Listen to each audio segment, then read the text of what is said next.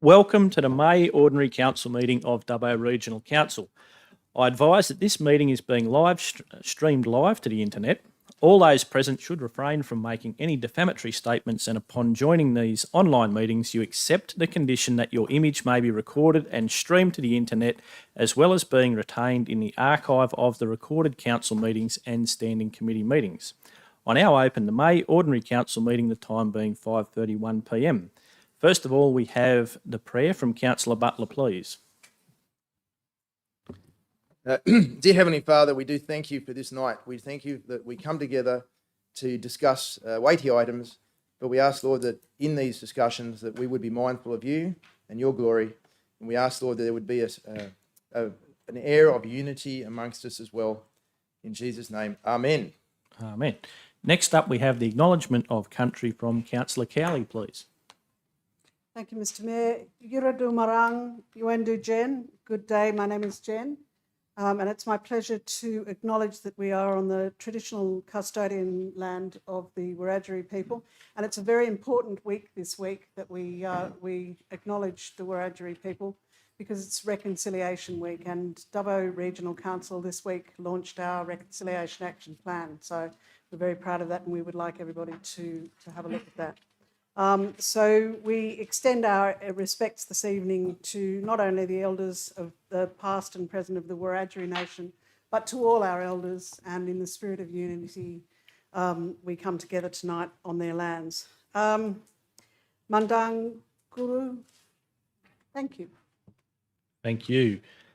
Next item is CCL 25/106, leave of absence. I have a request for a leave of absence from Councillor Richardson. Moved by Councillor Toyton, seconded by Councillor Chowdhury. Thank you. Better put that to the vote. All those in favour? Against? I declare that carried unanimously. Next up is item CCL 25/107, conflicts of interest. Do any councillors have any conflicts that they wish to declare? There being none, we'll go to the next item, CCL 25/108, public forum. I'll now run through the rules of public forum. Each speaker that wishes to address the council will have 5 minutes to speak. When you come forward to speak, please state your name and the item you are speaking to. When you have 30 seconds remaining, you'll hear a bell. At 5 minutes, you will hear the bell multiple times. The microphone will be turned off and your speaking time will conclude. Registered speakers will be asked to speak first, followed by members of the gallery who also wish to speak if time allows. Gallery members should refrain from any disruptive behaviour, which includes clapping, jeering and the like.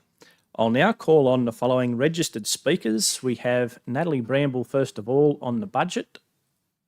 Is she here today? Might still be on her way.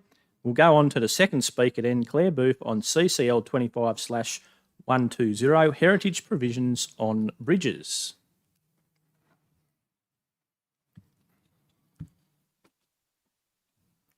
Good evening, Mr. Mayor, Mr. Toynton, Mr. Woods and councillors. Thank you very much for allowing Mr. Cameron Tompkins and myself to speak tonight in relation to the matter of at the Scabbing Flat Bridge at Geary.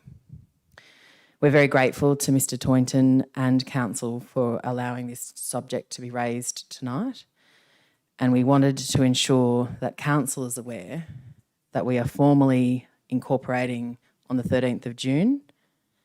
The association will be named the Scabbing Flat Bridge Action Group Geary Incorporated. Ministerial consent was required from the office of Andrew G, as well as from Dougal Saunders, because the use of the words bridge is a prescribed word and one cannot use the word bridge for national security purposes. As a result of that, all levels of government are now aware of our requirement to be officially endorsed as the Scabbing Flat Bridge Action Group Geary Incorporated. The purpose of the association is going to be to represent our broader community and businesses within the region, particularly Geary and the 100 kilometres around. We're seeking to raise awareness of the dilapidated condition of the bridge, which is no longer fit for purpose. We wish to explore and share any lack of foresight, planning, investment by any level of government, including a failure to discharge their collective duty of care to their broader constituents. And we will be filing a range of GIPPers and Freedom of Information requests to find out if there's been $40 million expended on that bridge since 1980 to now, when in fact the sum of $4 million could have been used to provide a perfectly fine and more appropriate bridge. We will be including our First Nations colleagues in the journey for the new bridge to ensure that there are no scar trees. We will be advocating decision makers, including all of you here tonight, to announce and deliver a new Scabbing Flat Bridge with an unlimited weight carrying capacity by the 1st of August 2027. We will then, once that has been confirmed, seek formally, and this is a question that I would ask Mr Mayor so that it could either be taken on notice and potentially answered at some other stage, we will be seeking that Dubbo Regional Council assume responsibility for the management of the new Scabbing Flat Bridge once constructed. We believe as a community that the inability of a clear responsibility for who is responsible for the bridge is why over the last 50 years the situation has continued in the current state.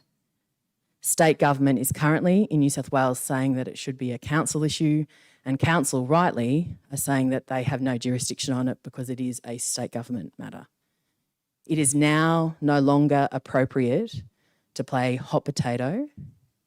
We will be seeking Commonwealth funding that will go to the state government. We have been successful, thanks largely to Michelle Tompkins, in removing the state heritage order.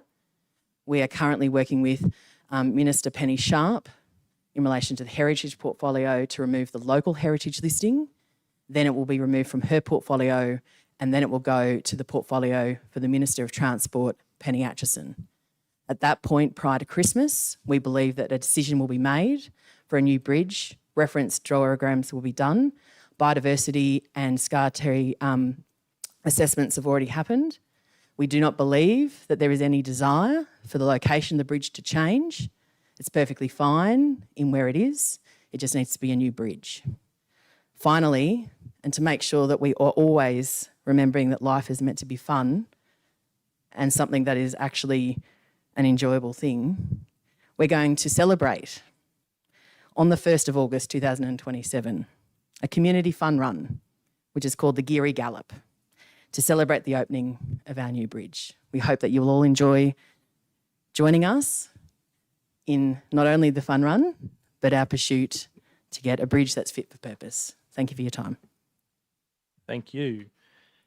Next up, we have Cameron Tompkins on the same issue and CCL 25/135 Scabbing Flat Bridge. Thank you for the opportunity to address councillors tonight at Wellington. My topic, Scabbing Flat Bridge. I'm a long-suffering water crosser based at Gollan. My primary residence is on the Saxa Road, so I'm eager to see you cut the ribbon at Coomabella, and I do understand that is just minutes away. That took a bit of effort, didn't it? That took years, and that little cement crossing was broken at the time. On an arterial B-double road, that made it very difficult for the locals, and it even made it to the front page of the Land newspaper. Frustrating time for the locals. Spices Creek crossing there at Gollan Hall. Again, I'm close to that. I know it's also on council's radar, and you have carried out some remediation work there.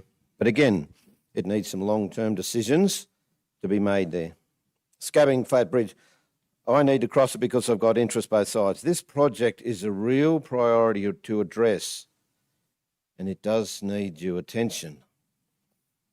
I was actively involved with the main road 353 north of Wellington. It turned dirt to bitumen. It took a lot of time, and there's a number of milestones that need to be achieved to change and also generate momentum and a mind shift to get traction on these sort of projects. So as far as Scabbing Flat Bridge is concerned, I want the councillors of the Dubbo Regional Council to make Scabbing Flat Bridge their number one priority for new construction works. And what that does is ensures the machine of council, through all its facets, will consciously prioritise this project and proportion resources, time, funds, energy, lobbying, the whole 9 yards to get this project shovel ready, because it is reliant on other government agencies. It's not your bridge, but it is on your patch, and you do own both the approaches to it. So let's get this project shovel ready by councillors. Get it in the business papers to make sure that the whole team's on about making this one the number one priority for council. Let's together build a new one. Thank you. Thank you. Next, we have Mrs. Tina Reynolds on CCL 25/118 Renewable Energy Projects. Thank you. Thank you, Mr. Mayor. Mayor, CEO, councillors and staff, I'm here to speak speak against the Hampton Park Solar Energy Storage System proposal.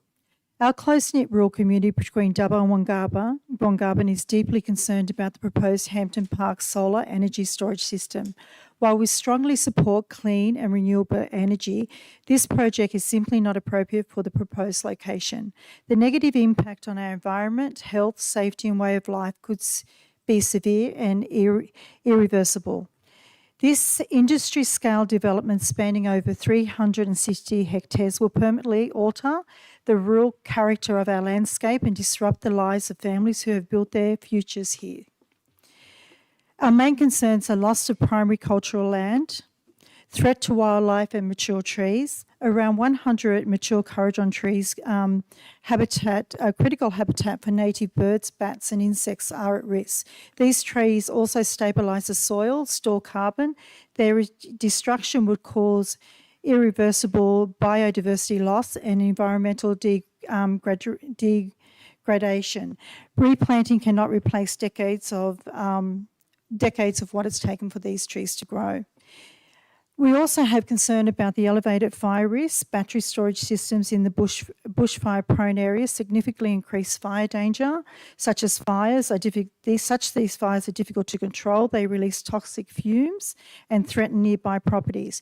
For the 21 homes within this state surrounded with no alternative exit, this presents a critical safety risk to all of us.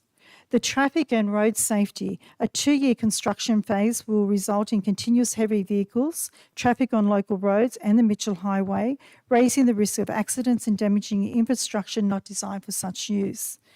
Noise and visual pollution, inverters, transformers and battery systems will introduce constant low frequency noise into a peaceful rural setting.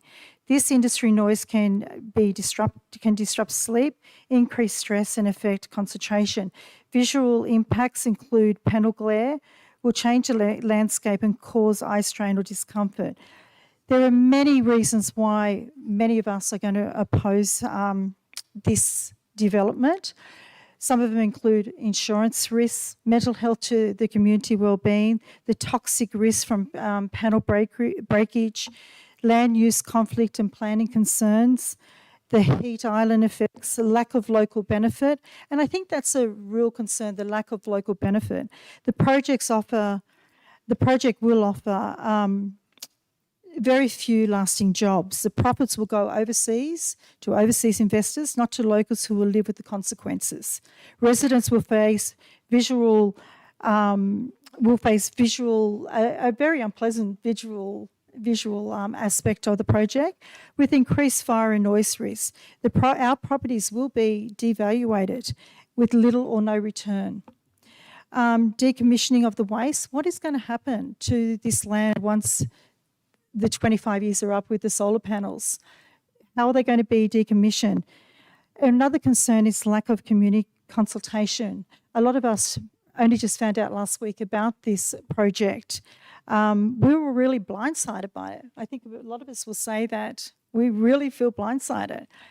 One of our neighbours has already lost the sale of his property. He had the sale there ready, and when they found out about this project, the real estate agent rang up and said they no longer want to buy there. So this is going to have long effects on all of us in this area, and we really would like the support of Dubbo Regional Council to stop this project in an area where 29 properties are. And I mean, we're all close. We're not like acres, 50, 60 acres apart. We are a close-knit community, and we really need the support of council to help us get through this. Thank you. Thank you. Next up, we have Mr. Peter Dwyer on the same item. Mr. Mayor and councillors, I'd just like to say before I begin, but I'm not standing here as someone who is protesting.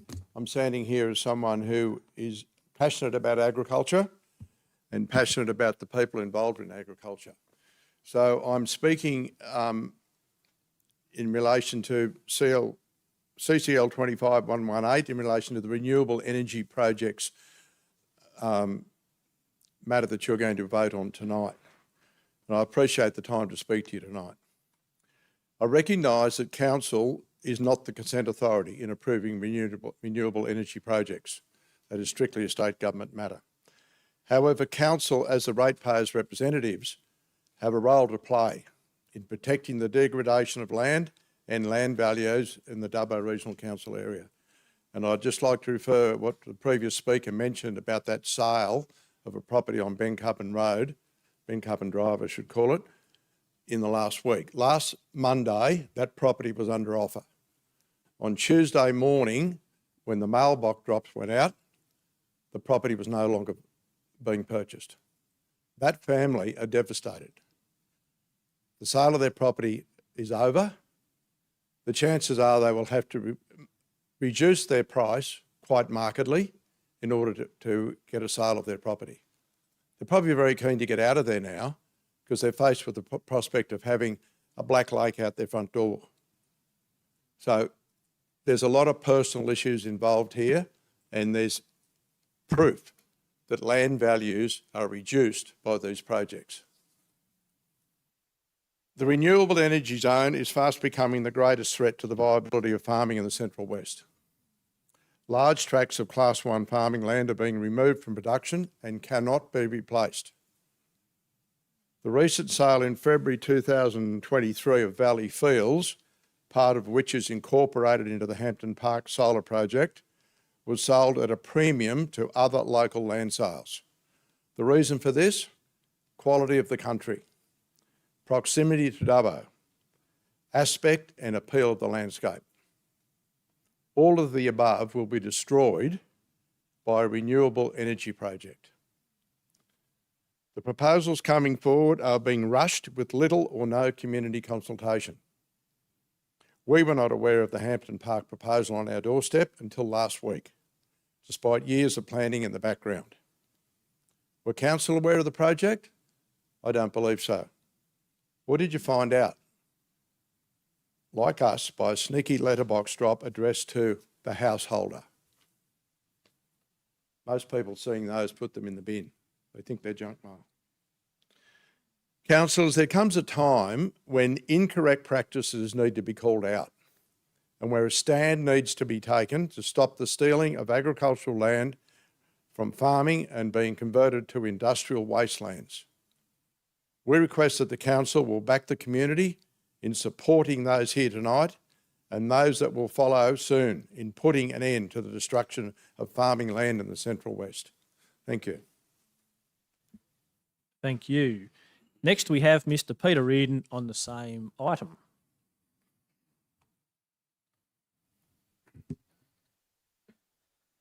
Thank you, Mayor and distinguished guests, for allowing me to talk tonight. I just concur with the previous two speakers. Some of you may not know me. Peter Reardon, my background is a mining engineer, former mine manager with Rio Tinto. I've been in the minerals industry for about 40 years. I've actually helped a lot of mining companies meet their legal obligations over many decades of work. I'm now an independent consultant. and I'm a fifth generation farmer from Colonabrae, and I bought a little property there, 200 acres at Geary, 25 years ago. So I've been living in Geary for 25 years. I've got a very strong affinity to the land, and I travel all around the world, Australia and overseas, helping mining companies meet their legal obligations. And I do it all from the little beautiful town of Geary. So I'll be able to provide this, Mayor, I guess, as a submission, but I'll just go through my key points. By now, you're probably aware of the Boree project and the proponent Ven Energy. It's a large state significant development of 1,300 hectares, only a few kilometres from Geary, to the northwest, to the north, right around to the northeast of town, only a few kilometres out of town. We were only informed of that project 2 months ago, so we've only been going a few weeks before this recent one near Bencubbin. In that time, we've actually been able to put together more than 800 Facebook members as opponents to this project. We've got over 1,000 petitions signed, including over 200 local signatures, physical signatures, against this project in several weeks. We've also had a lot of good media coverage to raise our voice, and we've had demonstrated supports from all levels of government. That's including really good coverage with the Central West Orana Res parliamentary inquiry that we've been obviously following very closely. We've had some airing in that, and also some state and national MPs. This will continue to grow, especially now there are other projects, such as the Hampton Park project between Dubbo and Wongarbin, that's been recently announced. The weight of public opinion is going to start tipping against unsustainable development as all of these projects start to accumulate and compound. The community is very concerned about the following: the location, size and complexity of these industrial installations, and obviously the changing the peace, harmony and beauty of the landscape, less than adequate engagement and consultation conducted by the proponent, cumulative effects of these multiple projects and extensions to existing projects, less than adequate formal processes to select the site in the first place. So some of these processes, they've actually had no social impact assessments, no engineering studies or environmental impact preliminary assessments. They just say it's all going to be covered in the SEARs in the next phase. Like, that's just not good enough. We've been given no details on the project, where the panels are going to go, and they just say, look, that's all going to be covered in the SEARs, which is not appropriate. Failure to engage more broadly with stakeholders, including Dubbo Regional Council, as well as all the genuine concerns that the previous two speakers have talked about, like fire, and also damage to the biophysical strategic agricultural land, or BSAL, that's been identified by the New South Wales Government, and a lot of these projects are built on that BSAL, only as just one example. The current engagement process by the proponent, Ven Energy, is flawed and less than adequate. After attempts to consult with the proponent, we then submitted a complaint to the AEIC, so that's the Australian Electricity Infrastructure Commissioner, and that's been reviewed and accepted, and we've been assigned a case manager. Okay, so I had a video conference today with the Commissioner, Tony Mayer, about this project and about the inadequacies of this project. Now, Tony Mayer, for those that don't know him, actually reports directly to Chris Bowen. Okay, so they've been talking to Ven Energy to negotiate and agree improvements to the engagement process. So we're going to continue to provide evidence of the repeated failures by this specific proponent at several projects, not just here at Geary, but also in Victoria and in Tamworth. And given the AEIC covers the whole of Australia, these failures by this proponent in multiple projects is something that I also want to make sure that the Dubbo Regional Council is aware of. We want to bring that to attention about the repeated offender. They have failed to engage adequately with the communities and councils at these other projects. Although the Victorian project is out of the state, the poor performance goes towards the integrity of the proposal of the proponent. So we're prepared to provide information on that as and when required. We know the Dubbo Regional Council is not the consent authority, and there's also no way to stop the proponents putting forward these projects. However, you are a major stakeholder, and you've got the right to engage more directly with the proponent in the early scoping stage. We've just got some significant concerns that due to this lack of engagement with the community, that the scoping study report, which steers the SEARS, the next phase, is going to be totally less than adequate. If the scoping study report is less than adequate, the SEARS can go off track. The trajectory is not correct. So we want to work together with the Dubbo Regional Council to provide leadership in the management of these compounding projects and to achieve sustainable outcomes. So basically just wanting to make sure that we can work together to protect communities and protect the land against unsustainable development. Thank you. Thank you, Mr. Reardon. Right on time. There's still a little bit of time left for people who didn't register for public forum to have a chance for their 5 minutes to speak. Same rules apply. Anyone who would like to speak, please come up to the microphone, state your name and the item that you wish to speak on, and your time will begin. Thank you, Mr. Mayor. Jacob Perry, I'm a Terrabella resident. So touching on base of what Claire and Cameron were talking about with Scabbing Flat Bridge, the bridge is one problem, but also the adjacent roads to that. And we made this clear at the community forum there back in February when we were talking about Scabbing Flat Bridge. The adjacent roads to Scabbing Flat Bridge that the RTA is saying, oh, just detour down, are getting absolutely smashed. So it's in council's best interest to, like these two said, try and lobby and get on our side for a new bridge. Scabbing Flat, I've seen it, I'm a local resident. It'd horrify you underneath it. It's full of white ants. You wouldn't even feel safe driving a car over it. But the local roads in the vicinity of it are getting smashed. So Terrabella Road is a very narrow road at best, and if you have to get off, there's sharp edges on it. And the other day we had a truck driver carting out wheat, and he sliced 2 sidewalls off his tyres, and some truck tyres are worth about $2,500 each. So this has become a very costly exercise to freight producers and farmers out that way. And not only that, this, I wouldn't even call it a bridge, I'd say it's more an abomination. If you're having to drive, if you're right on the south side and you've got to get your mail in Geary, it's about 35 k's back in the Dubbo, 45 k's back in the Dubbo, and then back to Geary's another 30. So you're adding well over 65 k's to a trip that would otherwise be 4 kilometres. And there's no accountability from the RTA here. It's really quite shameful, and I think people in the area really had enough of it. They're seeing their local roads get trashed. They're getting their sidewalls of their tyres sliced out at $2,500 a hit, and it's becoming really, really detrimental. And Terrabella, Bennelong, all that area is a big food growing area. We grow a lot of corn that goes to Simplot. We grow all sorts of things, beans, wheat, you name it. And we're having to put up with this.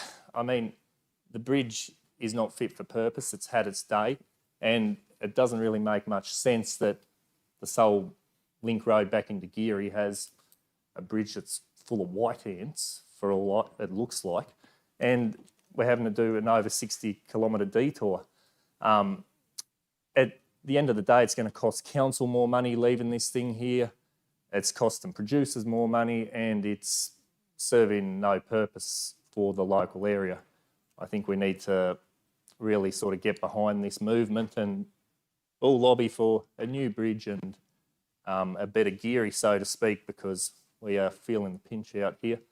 And as a general rule, I'd probably also lobby council on a side note to try and shift over more roads like Saxa Road to the RMS for maintenance, because the other day travelling home from Mudgee, I was overtaken by a car on Gollan Road. They hit a pothole and the rocks off that come up in my vehicle and smashed the windscreen on a brand new vehicle. So our roads are not fit for purpose anymore, and I don't think they ever have been. And we need to see that lobbying for the state government to take more ownership of assets that should be theirs, assets that were palmed off to us to pay for the Olympics back around 2000. Gollan Road, Saxa Road, Scabbing Flat Bridge should all be the responsibility of the RTA, or whatever we call it now, because this is bleeding council and producers dry. Thank you very much. Thank you.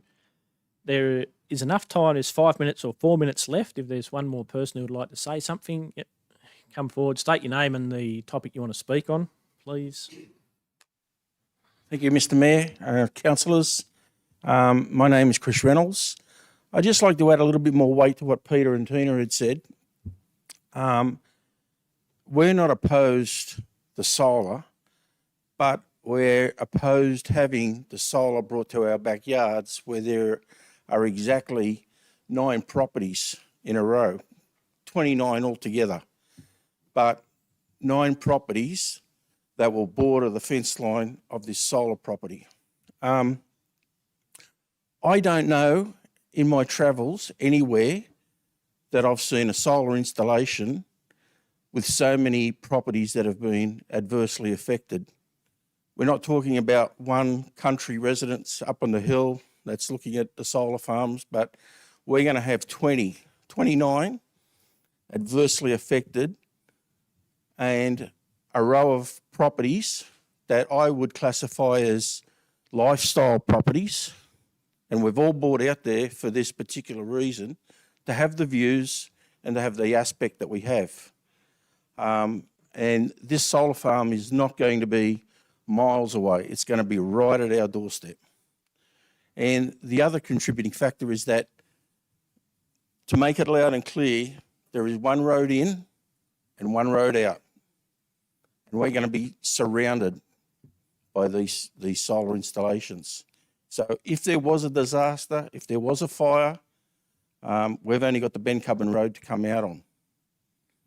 Thank you. Thank you very much. There's about 2 minutes left. If there's anyone else who would like to speak briefly, otherwise we will continue on.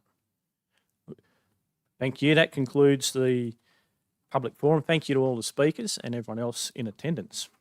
Next item is CCL 25/109, presentation by New South Wales Health. We'll now receive a presentation from Dr. Victor Carey, Public Health Physician, Western New South Wales and Far West Local Health District, and also Dr. Heather Cameron, Chief Dentist, the Centre for Oral Health Strategy New South Wales and Clinical Director Oral Health Service for the West New South Wales LHD. They'll be speaking on behalf of New South Wales Health. Thank you. Thank you, Mayor. Good evening, councillors.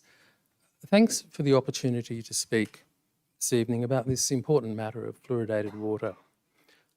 As you've said, my name is Victor Carey. I'm a public health physician for Western New South Wales Local Health District. I've been a medical doctor for over 40 years and a specialist public health physician for 30 years.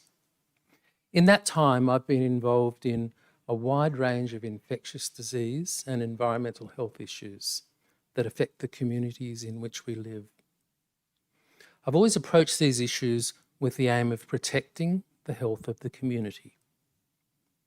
It seems those that support fluoride in the water supply and those that don't are both acting from this same desire to protect the health of the community, but coming at this from quite different perspectives. It can be very difficult for you as councillors and decision makers then caught in the midst of such differing views. So how can we reconcile these different perspectives? As with any health intervention, when I'm asked to look at it, we need to carefully consider the risks and the benefits, quite openly. So let's first consider the benefits of fluoridating the water. Now, I'd like to ask my colleague, the Clinical Director for Oral Health in Western New South Wales and a practicing dentist, Heather Cameron, to talk a little bit about this. Thank you. I thought it might be useful to explain how fluoride actually works to help understand why it's beneficial to dental health. So when teeth are forming and fluoride is present in low concentrations, the fluoride is incorporated into the enamel of teeth. Now, the enamel with fluoride needs a lower pH or a higher acidity in the mouth to actually lose its minerals or to decay than does enamel without fluoride. Therefore, for children with access to fluoride when their teeth are forming, they have a longer-term lower risk of getting tooth decay. Later in life, when teeth are exposed to acid and lose mineral content, the saliva assists in repairing the enamel. If fluoride's present, the repair is the stronger form of enamel, and therefore the teeth are more resistant to decay. So fluoride lowers the risk of teeth decaying at all stages of life, but the benefits for a child who has fluoride available when the teeth are forming is a lifelong benefit, and it's a benefit that you can't make up. Tooth decay for children can result in pain, it can result in loss of sleep, it can result in lost days at school and hospitalisation. So water fluoridation is the single most cost-effective method of reducing tooth decay, and it's a preventive measure that's available irrespective of someone's socioeconomic status. Victor, I might get you to talk about some of the research that's been done recently.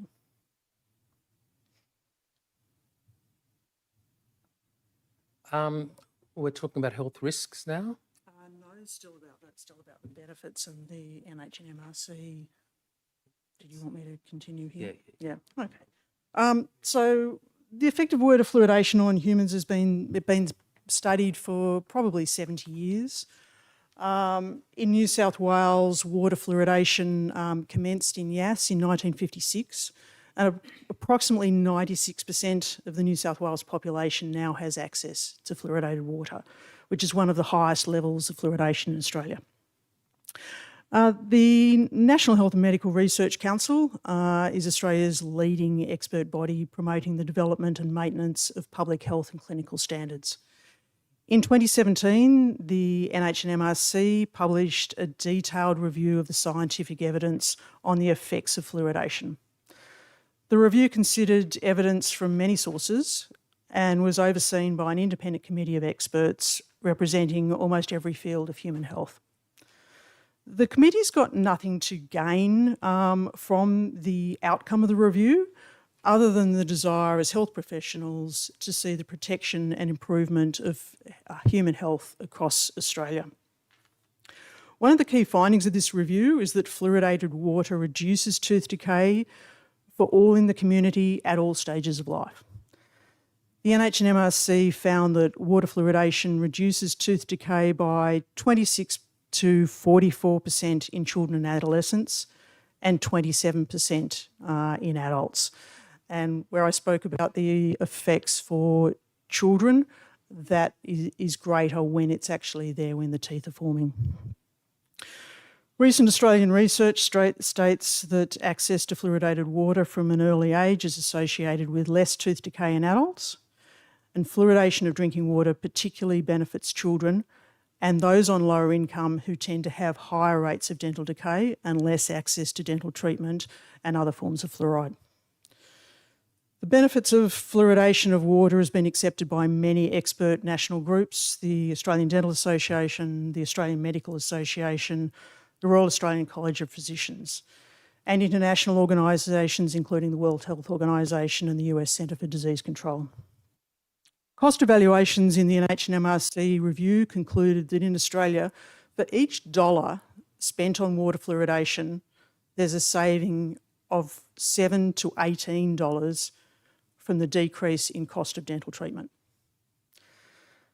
So I've spoken about the benefits. Victor, I might now get you to let's consider the risks. I know that some people raise various concerns about specific perceived health effects of water fluoridation. Given that New South Wales Health actively promotes water fluoridation as a program to reduce tooth decay, I agree that it's important for us to understand whether fluoridation does give any negative health outcomes. The NHMRC, as has been mentioned, reviewed the scientific evidence in their 2017 review and reported any health effects of fluoridation and checked if they were relevant to the Australian situation of controlled water fluoridation of water supplies. This review found no reliable evidence of an association between water fluoridation at current Australian levels and other human health outcomes.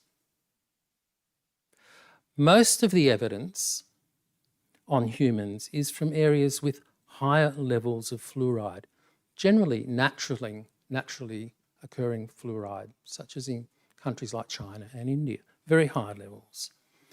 Confidence in some of this evidence is affected by several issues, including the small number of studies, the study designs, the low quality of the studies, and the fact that they're actually from extremely high fluoride areas.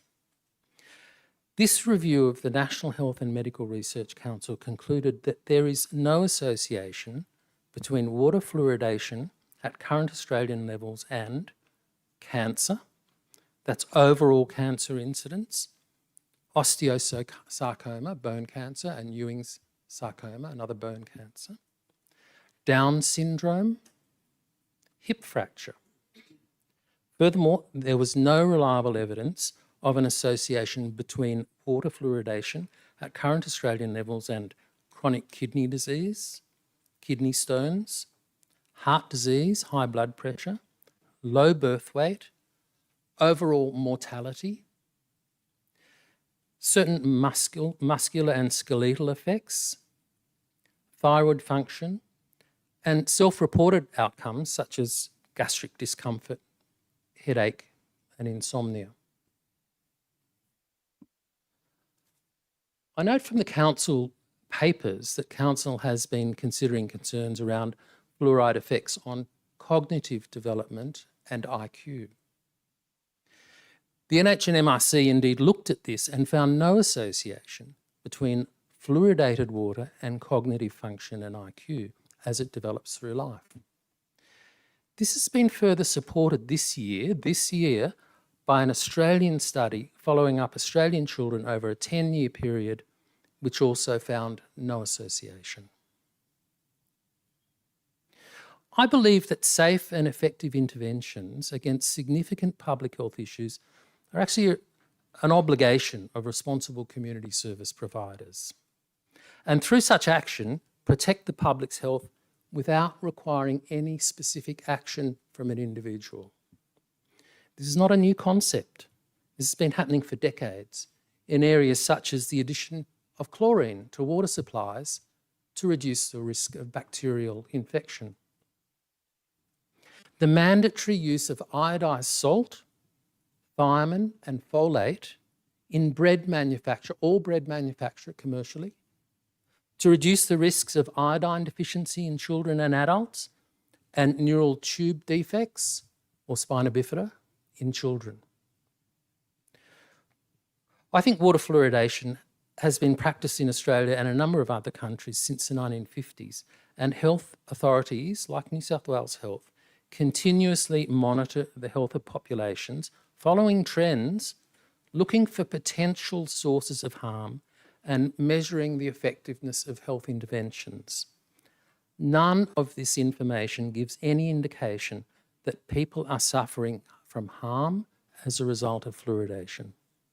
In summary, as someone whose principal role, my job, is to protect the health of the community, I have great confidence in water fluoridation programs.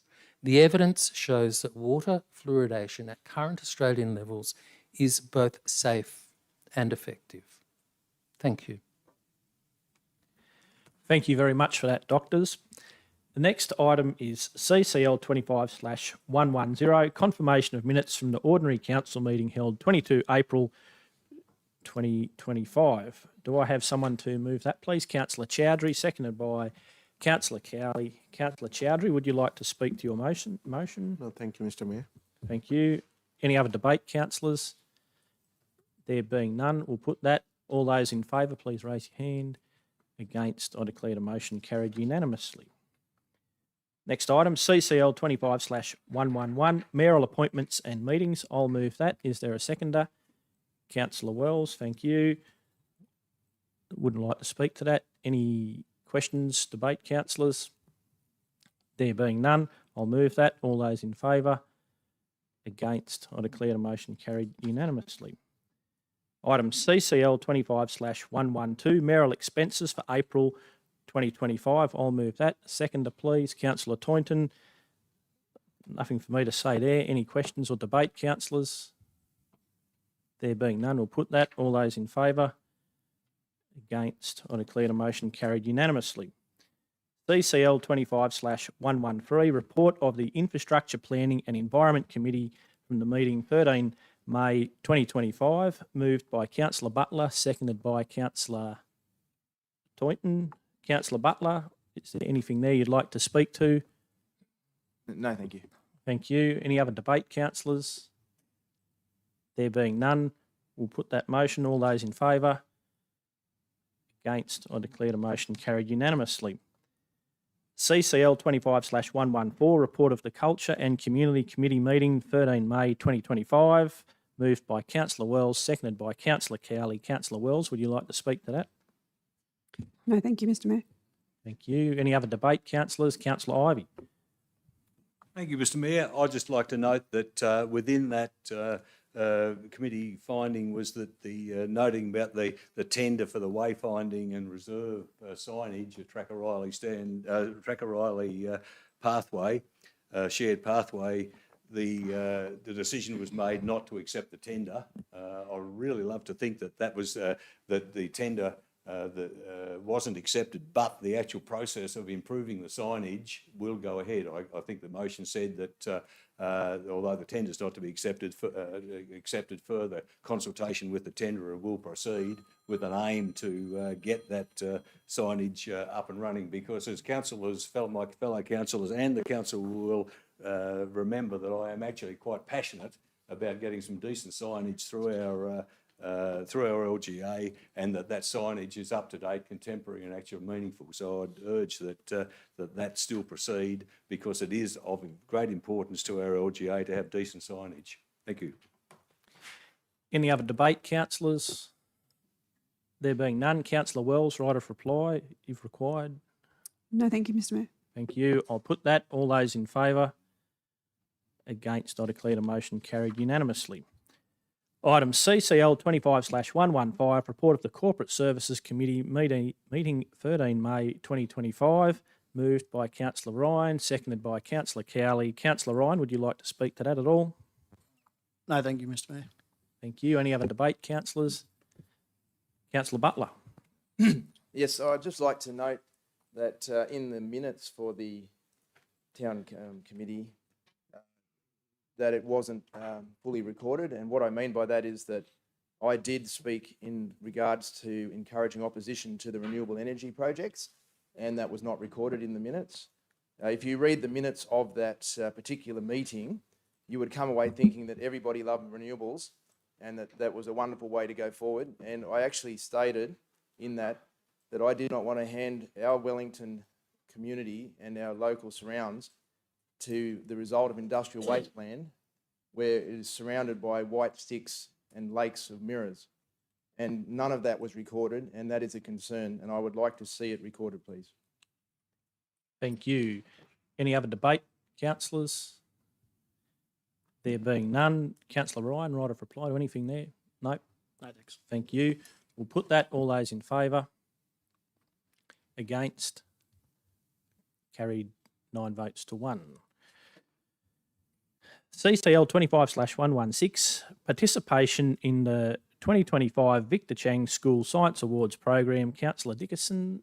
So move, Mr Mayor. Seconded by Councillor Chowdhury. Councillor Dickinson, would you like to speak to your motion? Thank you. This is an award program that is well respected across the nation, and one that Dubbo Regional Council used to participate in before COVID came along. And of course, we know that COVID stopped many things, and unfortunately, the awards program stopped in our LGA during COVID. And this is an opportunity to start up again presenting these awards. With so much happening in our LGA around science, so much happening with innovation, so much happening potentially with our youth, this is a great chance to focus on our strategic goals of looking after our youth, looking after innovation, really making sure that we show the great talent we've got in our particular region. It's very low cost. It's a small award ceremony that we'd like to see. you're only able to have a maximum of 2 participants in Year 11 from each school in the LGA. At this stage, I'm only recommending that we take students from schools within our LGA, not outside our LGA. I had a good conversation with Simone Abrahams, the CEO of the Victor Cheng Research Institute Awards Program, and she was very keen for us to see a program that took in the whole area, Orange, Bathurst, out to Burke, Walgett, etc. But at this stage, I think we should run it for our LGA only, keep the cost down. If it gets to the stage where it needs to be bigger and better, we can look at that in the future. And that's the idea of the post-event review, to look at how it runs, how many applicants we get, how many people receive awards. We won't be running the awards, we won't be running the program. The schools will be doing that. We'll be encouraging the schools. And then as an added bonus, at the awards program, the Victor Cheng Institute normally sends out one of their scientists to give a talk to the students in the room, which is a great way to encourage those students to go further from a science or a STEM perspective. So good news for our students, good exposure for our LGA. The idea of National Science Week is again giving more exposure to science in our region for National Science Week, and really good potential for those students to go on further in the science field and remember what they did in our LGA. Thank you, Mr. Mayor. Thank you. Further debate, councillors. Councillor Toynton. Thank you, Mr. Mayor. Great motion by Councillor Dickinson. I just have a amendment, if I may, to amend item 5, that the proposed funding be considered as part of the adoption of the 2025-2026 operational plan and draft budget. Right, amendment. A seconder for that, Councillor Ryan. Thank you. Councillor Toynton, would you like to speak to that? Just fairly self-explanatory that it's about the process in which the motion is funded. I just believe that it should be considered as part of the budget rather than as it currently reads in item 5. Thank you. Further debate, councillors. Councillor Ryan. Look, I'd just like to support Councillor Dickinson's motion right there. In saying that, I think it is crucial that we only look at the schools that are in our LGA, as they're our core business. They're the guys that we need to look after. And I think schools from other LGAs, you know, they might see this and take a bit of initiative from Dubbo Regional Council and create their own stuff. So, yeah, look, I'll be in full support of this. Thank you. Further debate on the amendment, Councillor Wells. Sorry, Mr. Mayor, not in the amendment, on the original, or should it be on the amendment? Dealing with the amendment at the moment. You're right. I just took it as against the amendment. Councillor Dickinson. Thank you, Mr. Mayor. So I understand where Councillor Toynton's coming from on this. The minor issue is that the awards program has opened now, and the awards program goes through until the 23rd of July. Obviously, any budgetary process here wouldn't be determined until the end of June, leaving, in my belief, not enough time to go through the process of letting the schools know that this is on, letting the schools be encouraged to have some students chosen. So basically, I would speak against the amendment. The idea of keeping it at a small amount is that it is already available out of current budgetary processes. The budget we're talking about is applying to next financial year, but also significant budget changes you might see. In terms of when I went through this process and discussed it with the staff, it's such a small amount. We have got the money there in current budgetary processes to be able to do this. So I'd speak against it, mainly on the timing process of that, more so than anything else, but also the small amount of money we're talking about. Thank you, Mr. Mayor. Thank you. Councillor Cowley. Thank you, Mr. Mayor. Just a point of clarification. When we're talking about a small amount, exactly, do we know exactly what we're talking about money-wise? Councillor Dickinson, you'd like to answer that? Look, I can have an answer, but I think it's more appropriate for the staff to answer that. To the CEO.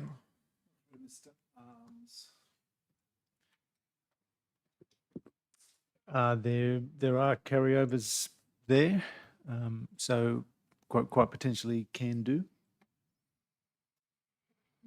To the CEO. So I guess not having done this before, I think you're talking about promotion and advertising and pumping up and hosting people. I guess I'd need clarity in terms of enabling Mr. Arms to give you an estimate of sorts on dollars.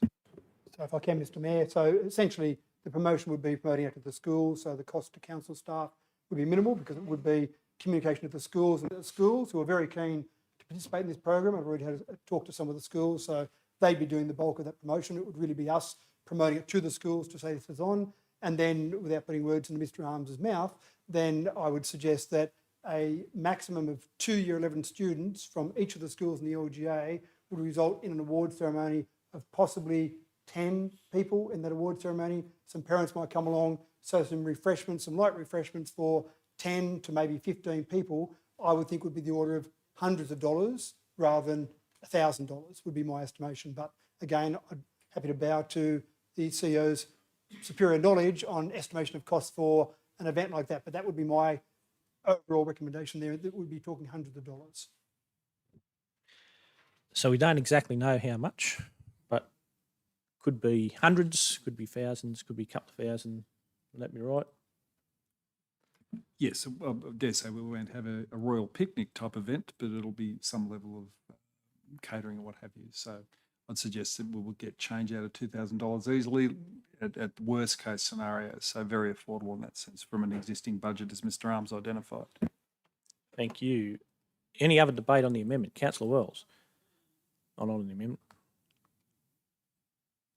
I'll just quickly say something. Look, I'm in agreement with everyone who's spoken so far. It's a really good program, and I remember this running when I was teaching science at the senior campus previously, and it's a good program. But it's, as Councillor Toynton said, it's more the process that I have a bit of a question mark over. And if we're just going to go ad hoc at the last minute, once a program's already open, jumping in, boots and all, then we need to be a little bit more organised than that and not just go off half-cocked all over the place. So I'll support Councillor Toynton's amendment, and then we could look to do it, or the staff to do it and bring us something, but schools could do it, but with a report coming to us on the actual costs, and then yes or no, it'll happen anyway.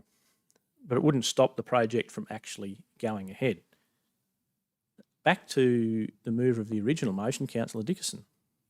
Just for a right of reply, essentially the only one that really spoke in favour of that, apart from Councillor Toynton, was yourself, Mr Mayor, and I'd say that the question you've asked there about delivering a report to give the costs for what it would probably cost more than the cost of the actual function itself. So I would suggest that going ahead with it is not necessarily going to be wasting money going for a report, then comes back. To do it would actually be a way of being inefficient with our money. So again, I would speak against the recommendation of waiting till the budget process, and I think we can go ahead without that amendment from Councillor Toynton.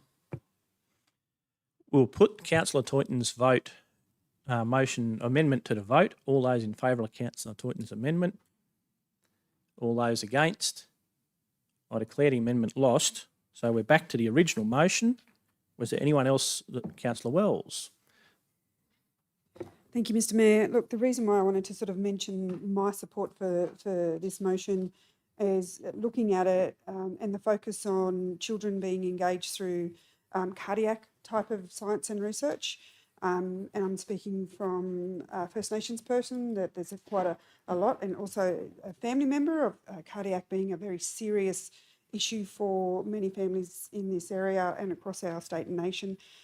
Absolutely support for this type of research and awards process to go ahead. Thank you. Thank you. Anything further, councillors? No, we'll go back to the mover of the motion, Councillor Dickerson. Right of reply? Not required. Thank you, Mr Mayor. Thank you. Councillors, I'll put the original motion with no amendments to the vote. All those in favour? Against? I declare that carried unanimously. Next item is CCL 25/117, Waste to Energy Facilities. Councillor Toynton, would you like to move your motion? Moved as per the business papers, Mr Mayor. Seconded by Councillor Chowdhury. Thank you. Councillor Toynton, would you like to speak to your motion? Yes, thank you, Mr Mayor. So this is just about transparency. To realise if these waste to energy incinerators in our adjoining or nearby LGAs have any risk of fumes or any detriment to people that are in our area, we should just be made aware of these projects at a much earlier stage. As we've seen with the solar projects, these things tend to crop up with no one tells you until it's like, oh, we're starting to pour the concrete and lay the brickwork. So I think it's important that we don't get a say in what anyone does in any other LGA, but just to be made aware of it further on so we can say, okay, well, we're not going to build here or we're not going to open this area up for housing development if there's going to be fumes coming in from waste to incinerator projects that are a few k's across mainly in where it borders. So we don't know where these people are going to build these things, but we do know that there is a risk of fumes. Like when you say waste to energy, well, define waste. That's one man's trash. I mean, you could sit there and say, okay, we'll burn timber pallets. You could burn old tyres. There's nothing stipulating what can and can't be burnt in these things and what the chemical makeup of those items being incinerated is. So, thank you. Thank you. Anything further, councillors? Who's going? Councillor Wright. Thanks, Mr. Mayor. I'm jumping at once. Actually, I've got a question, actually. Can you tell me maybe what processes are in place now for the Office of the Minister for Planning to notify? I'm going to say, I noticed Councillor Taunton's motion mentions nearby LGAs. I'd be more comfortable with adjacent LGAs. Nearby could be Cobar, that's just up the road. Adjacent probably is better wording, in my opinion. But nevertheless, what processes are in place now for the Minister for Planning to notify those adjacent LGAs of such projects occurring? To the CEO. Through you, Mr. Mayor, in respect to projects that are undertaken in adjoining local government areas, I could speak through the renewable energy projects, that where you have projects that are close or do have that sort of impact, where the State Government Department of Planning has that view, Council does get notified, and that's all throughout the process. So that's the SEARS, the Secretary's Environmental Assessment Requirements, and then also with the project as well. Where other projects might happen that don't, in the opinion of the State Government Department of Planning, have that greater impact on our local government area, there's nothing to say there that we're absolutely going to be notified as part of that process. Thank you. Councillor Wright. Thanks, Mr. Mayor. I just had one more as well. Just at what stage would the project come before the Minister? You know, I've heard a lot of the reports about a number of particular projects that are sort of simmering away at the moment, but am I right to assume that maybe the council isn't aware of those projects because they actually haven't become before the Minister or some sort of planning panel? To the CEO. Pass to Mr. Jennings to explain. It's similar to as some of the public speakers spoke about the state significant development process, but I'll get Mr. Jennings to explain that in a bit more detail. Through you, Mr. Mayor. So when Council gets notified, Council gets notified from the State Government Department of Planning, Housing and Infrastructure at the Secretary's Environmental Assessment Requirements phase. Ordinarily where Council can have input into what a proponent needs to look at in a actual environmental impact statement process, where they're developing that document as well. When the actual state significant project is lodged, so that includes environmental impact assessment, Council will get notified as well and have the opportunity to input into that process as well. Prior to those two processes that I spoke of, there's no direct requirement through legislation or otherwise to notify an adjoining council. Thank you. Councillor Wright. Further? No, thanks, Mr. Mayor. Thank you. Councillor Cowley. Thank you, Mr. Mayor. I know absolutely nothing about waste to energy, so I went looking for some information and found quite a bit from both sides. And so really just a comment, really, there's some interesting information from the University of Sydney's Faculty of Engineering, a report. And the potential of waste to energy, of diverting tons and tons of waste from landfill is... I think is worth exploring, but the jury does seem to still be out a little bit about the environmental and public health impact. So I support this. I think we need to know, but I think it's also important not to automatically chuck the baby out with the bathwater in terms of the potential of waste to energy, as long as the environment and public health records and science stacks up. So I find it fascinating. Thank you. Councillor Dickerson. Thank you, Mr. Mayor. I know that Councillor Twyne just said move the motion as it is, which makes sense, but I just want to pull out one part of it where it says in the recommendation from Councillor Twyne that the waste energy projects are likely to be SSDs, state significant developments, which is true, I agree with that. And then it goes on to say, which require detailed consideration of environmental impacts as a component of the assessment process undertaken by the state government. And that is absolutely spot on. Waste energy projects are, or all those projects, is heavily regulated already by the state government. They're regulated in terms of the environmental impacts. You've got public exhibition processes, you've got public consultation, you've got these processes that are in place for good reasons by the state government. And one of the things that I do worry about with council is that sometimes we start wanting to do everything, and the state government's got its role to play and local government's got its role to play. And we've got a $3 billion asset base, a budget in the vicinity of $200 million. We've got a lot of things that we need to do ourselves, and then we start doing things like this where we're saying, let's jump in on the state government and start talking about what they're doing, and then saying to the minister that contact must be made with neighbouring LGAs to notify them of planned state significant infrastructure projects. Well, I think I'm pretty sure what the minister's going to say to that. And I think it's pretty embarrassing for us when the minister gets this request from us to say, can you tell us about all these projects that have nothing to do with us? We are not the consent authority for these projects, but can you tell us all about them anyway? And the minister's going to have a bit of a chuckle and then say, get back in your box and understand the Local Government Act 1993 and understand the rules and regulations of what you can control and leave the state government to do what they can control.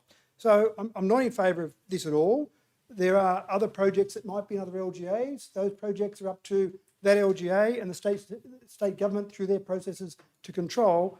And I do worry a little bit about the statement that Councillor Taunton made there about the fumes, because that seems to paint waste to energy projects in a negative light. And as Councillor Cowley said, there's a whole range of different processes in place, but waste to energy is potentially much better for the environment than open landfill in terms of the environmental impact. Again, we aren't the consent authority, these aren't our decisions to make, but we're painting a negative picture of something unfairly by using words like fumes and emissions. So I really think that we need to make sure we stick to what we need to do, stick to the Local Government Act 1993, stick to the processes we have in place, and let the state government have trust and faith in the state government processes that are there and allow them to do that until one day the state government decides that we need to be more involved in that. And let's face it, we are but an act of the state government. So we don't get to tell the minister what to do. The minister makes the decisions about what is done in those processes. So I won't be voting in favour of this. I think this is time wasting to the extreme and embarrassing for our council. Councillor Cowley.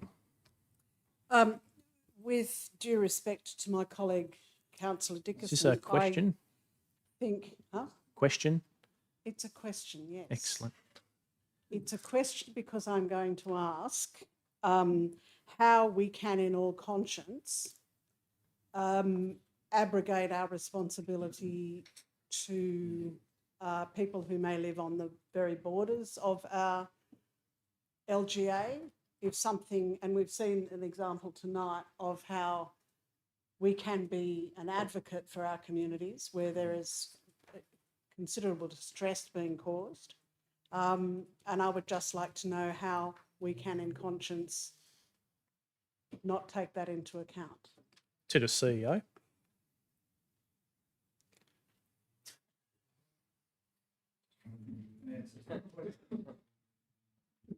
So we have our roles. I think the energy from waste, and it's energy from waste is actually a big subject because creating biogas from organic waste from an abattoir is actually, strictly speaking, energy from waste. So there is different scales. But I think we all understand, I think this is talking, everyone understands this is landfill going to an industrial process, just to make that point. It is highly regulated already. So I know there was concern and angst in Narromine, which is a neighbouring LGA. But if people understood the EPA regulations, it actually couldn't take place in Narromine. So unfortunately, someone wasn't very clear to that community to explain this is all white noise. It actually can't happen under the legislation and associated regulation. So where this is a risk currently, potentially in the minds of some, and to your question, how can council champion Parks has a live proposal down that way. So there is no... I would suggest, and referring back to what Mr. Jennings said, there is no trigger for two LGAs away, depending on the science, if there was going to be some impact, but I don't think it would. I don't think it would get up if it was going to be a likely impact on our LGA. So I guess it's understanding where we can intervene under the powers we have. For councillors as an elected body, it's a bit different for staff. For councillors for elected body, I guess it's being aware, consulting staff about the legislative obligations that is separate from listening to community and putting forward community views. So that is part of your role. Otherwise, we wouldn't have an elected body to run council. I think I've answered the question. Councillor Ivey and Councillor Wells. Thank you, Mr. Mayor. Haven't we missed the point? The motion is not debating whether or not it's a good thing or a bad thing. The motion says that we want to get the minister to advise us when something happens. So that's the motion. That's what we should be considering. Suddenly we've gone off on this tangent of saying whether or not we think it's a good thing or a bad thing, and that's not what the motion is. The motion is that we write to the minister and just be asked to be advised when these things are happening.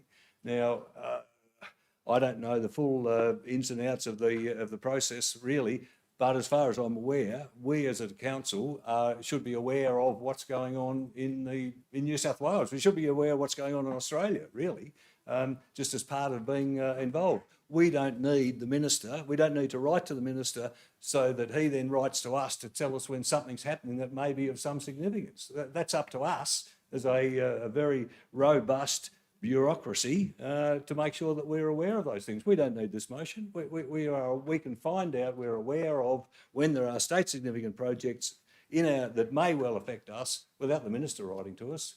So I will vote against the motion. Councillor Wells and Councillor Ryan. Thank you, Mr. Mayor. Legislation and policies and documents and procedures are all written things that can be changed with influence. And I see that this is just a way to influence. We are the elected body, as our CEO has said, and we speak for people and for the community. And I think for us it's really important about, whilst this might be talking about state responsibilities from Department of Planning, Housing and Infrastructure, we as an elected body should always consider how we can influence wherever we can for our community. That's why I will support this. Thank you. Thank you. Councillor Ryan.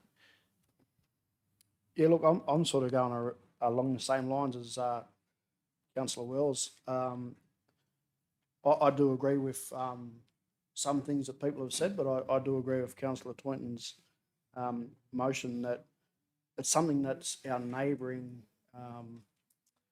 people that are, so it is going to affect us. It's not something that we can look up that's happening in, Sydney, because that's not really going to affect us. But if it's happening next door to us, well, that is going to affect us. So, look, I will support this motion just for the fact that it is it's a local thing. It's happening. It's our neighbours that are doing it, so it's going to affect us. Thank you. Anything further, councillors? Councillor Wright. Thanks, Mr. Mayor. Look, I'm probably in support of points 1 and 2. It's probably 3 that I'm a bit stuck on. It's those last couple of lines that probably, in my opinion, give us a bit of negative connotation, insinuating a negative connotation with respect to the topic without us sort of getting too deep on it. So probably okay with 1 and 2, but it's probably 3 that I can't really support just with how deep it goes with respect to that sort of negative tone, I think. But so on that basis, I just can't support all of it as it sits. Thanks. Councillor Dickinson. Thank you, Mr. Mayor. I'm smart enough to be able to count to 6, so I can see where this is going to go. So I'd just like to get a bit of clarity on there, because if it goes through as it is at the moment, which it will, then the problem I have is the question around waste to energy projects in nearby local government areas, along the lines of what Councillor Wright asked at the very beginning. We need some sort of definition. What is nearby? As Councillor Wright said, Cobar is nearby, really, in the scheme of things. Burke, Walgett, they're nearby. Orange, Bathurst, they're nearby. It doesn't talk specifically enough about those, and then talk about contact must be made with neighbouring LGAs, incorrect apostrophe there is a minor point, to notify planned SSDs that are likely to have an impact on these LGAs. So again, likely to have an impact, I don't understand what the definition of likely to have an impact, what is an impact? So I've got a couple of questions there, Mr. Mayor. What is nearby, and what is the definition of likely to have an impact on these? Because if this goes through, we want to make sure our staff do the right thing and follow that. But if it's ambiguous, our councillors who have voted on this might think it's a different outcome to what our staff think of. So could we get some clarity around those 2 points in particular, please? To the CEO.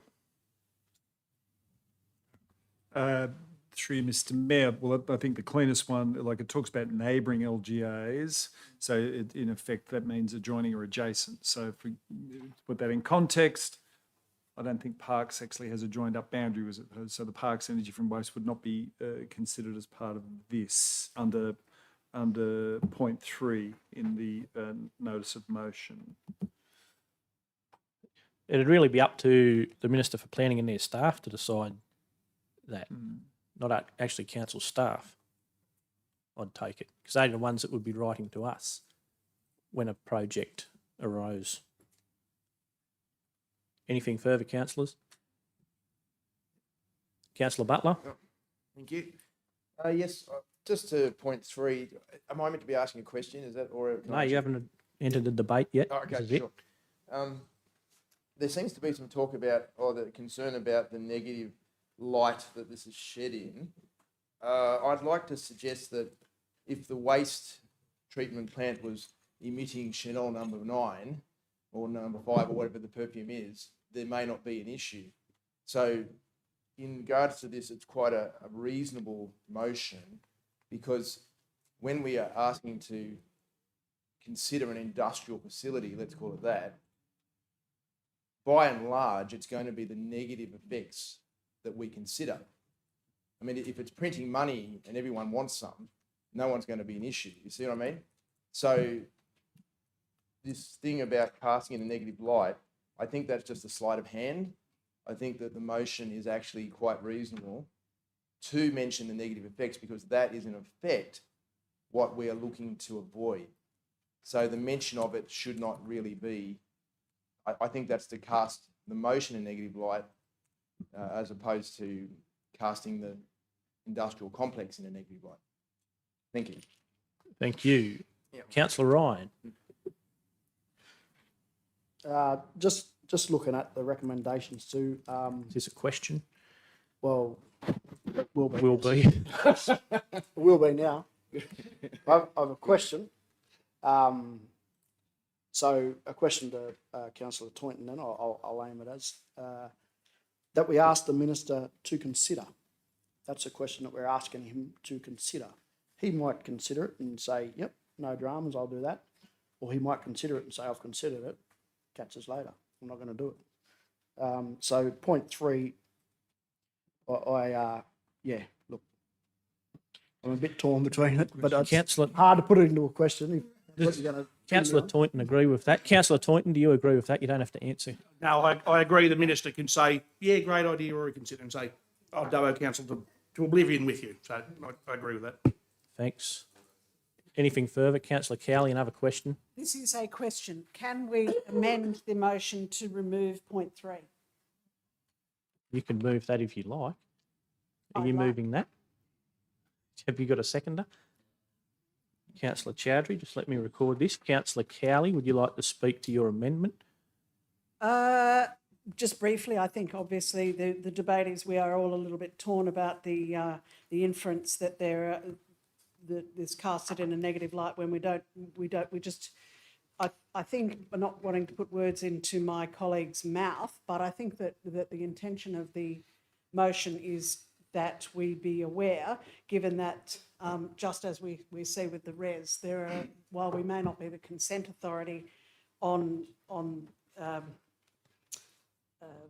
projects such as waste to energy facilities, even if they're not on our patch, they impact people who are very close to our patch or on our patch. So the intention is to just be aware of them, not to cast aspersions on the rights or wrongs of those projects. So if we were to remove number 3, that I think would satisfy most of us in the room, that we could, and assuming that Councillor Toynton is happy with that.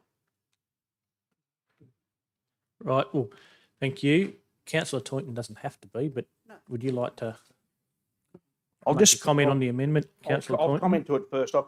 So the idea is, what is confusing me about this is we can tout that waste to energy is good. The process of burning garbage to produce energy is great, but somehow every single person here who spoke about the res, it's only came about because someone said, oh, burning coal is dreadful for the environment. Thou shalt not burn thy coal, but we can burn rubbish. So this has put us in that predicament that we're in now, that we're lumped with renewables that nobody wants. Nobody's told about them until knock, knock, we're here to install a solar farm or a wind turbine or a waste incinerator. So this isn't to put it in a negative light. This is common sense to say that we lost Wallerawang Power Station. Admittedly, it's not in our LGA, but instead of mothballing it, no, they blew it up and said, no, we'll either go nuclear or a battery or who knows what's going to go there.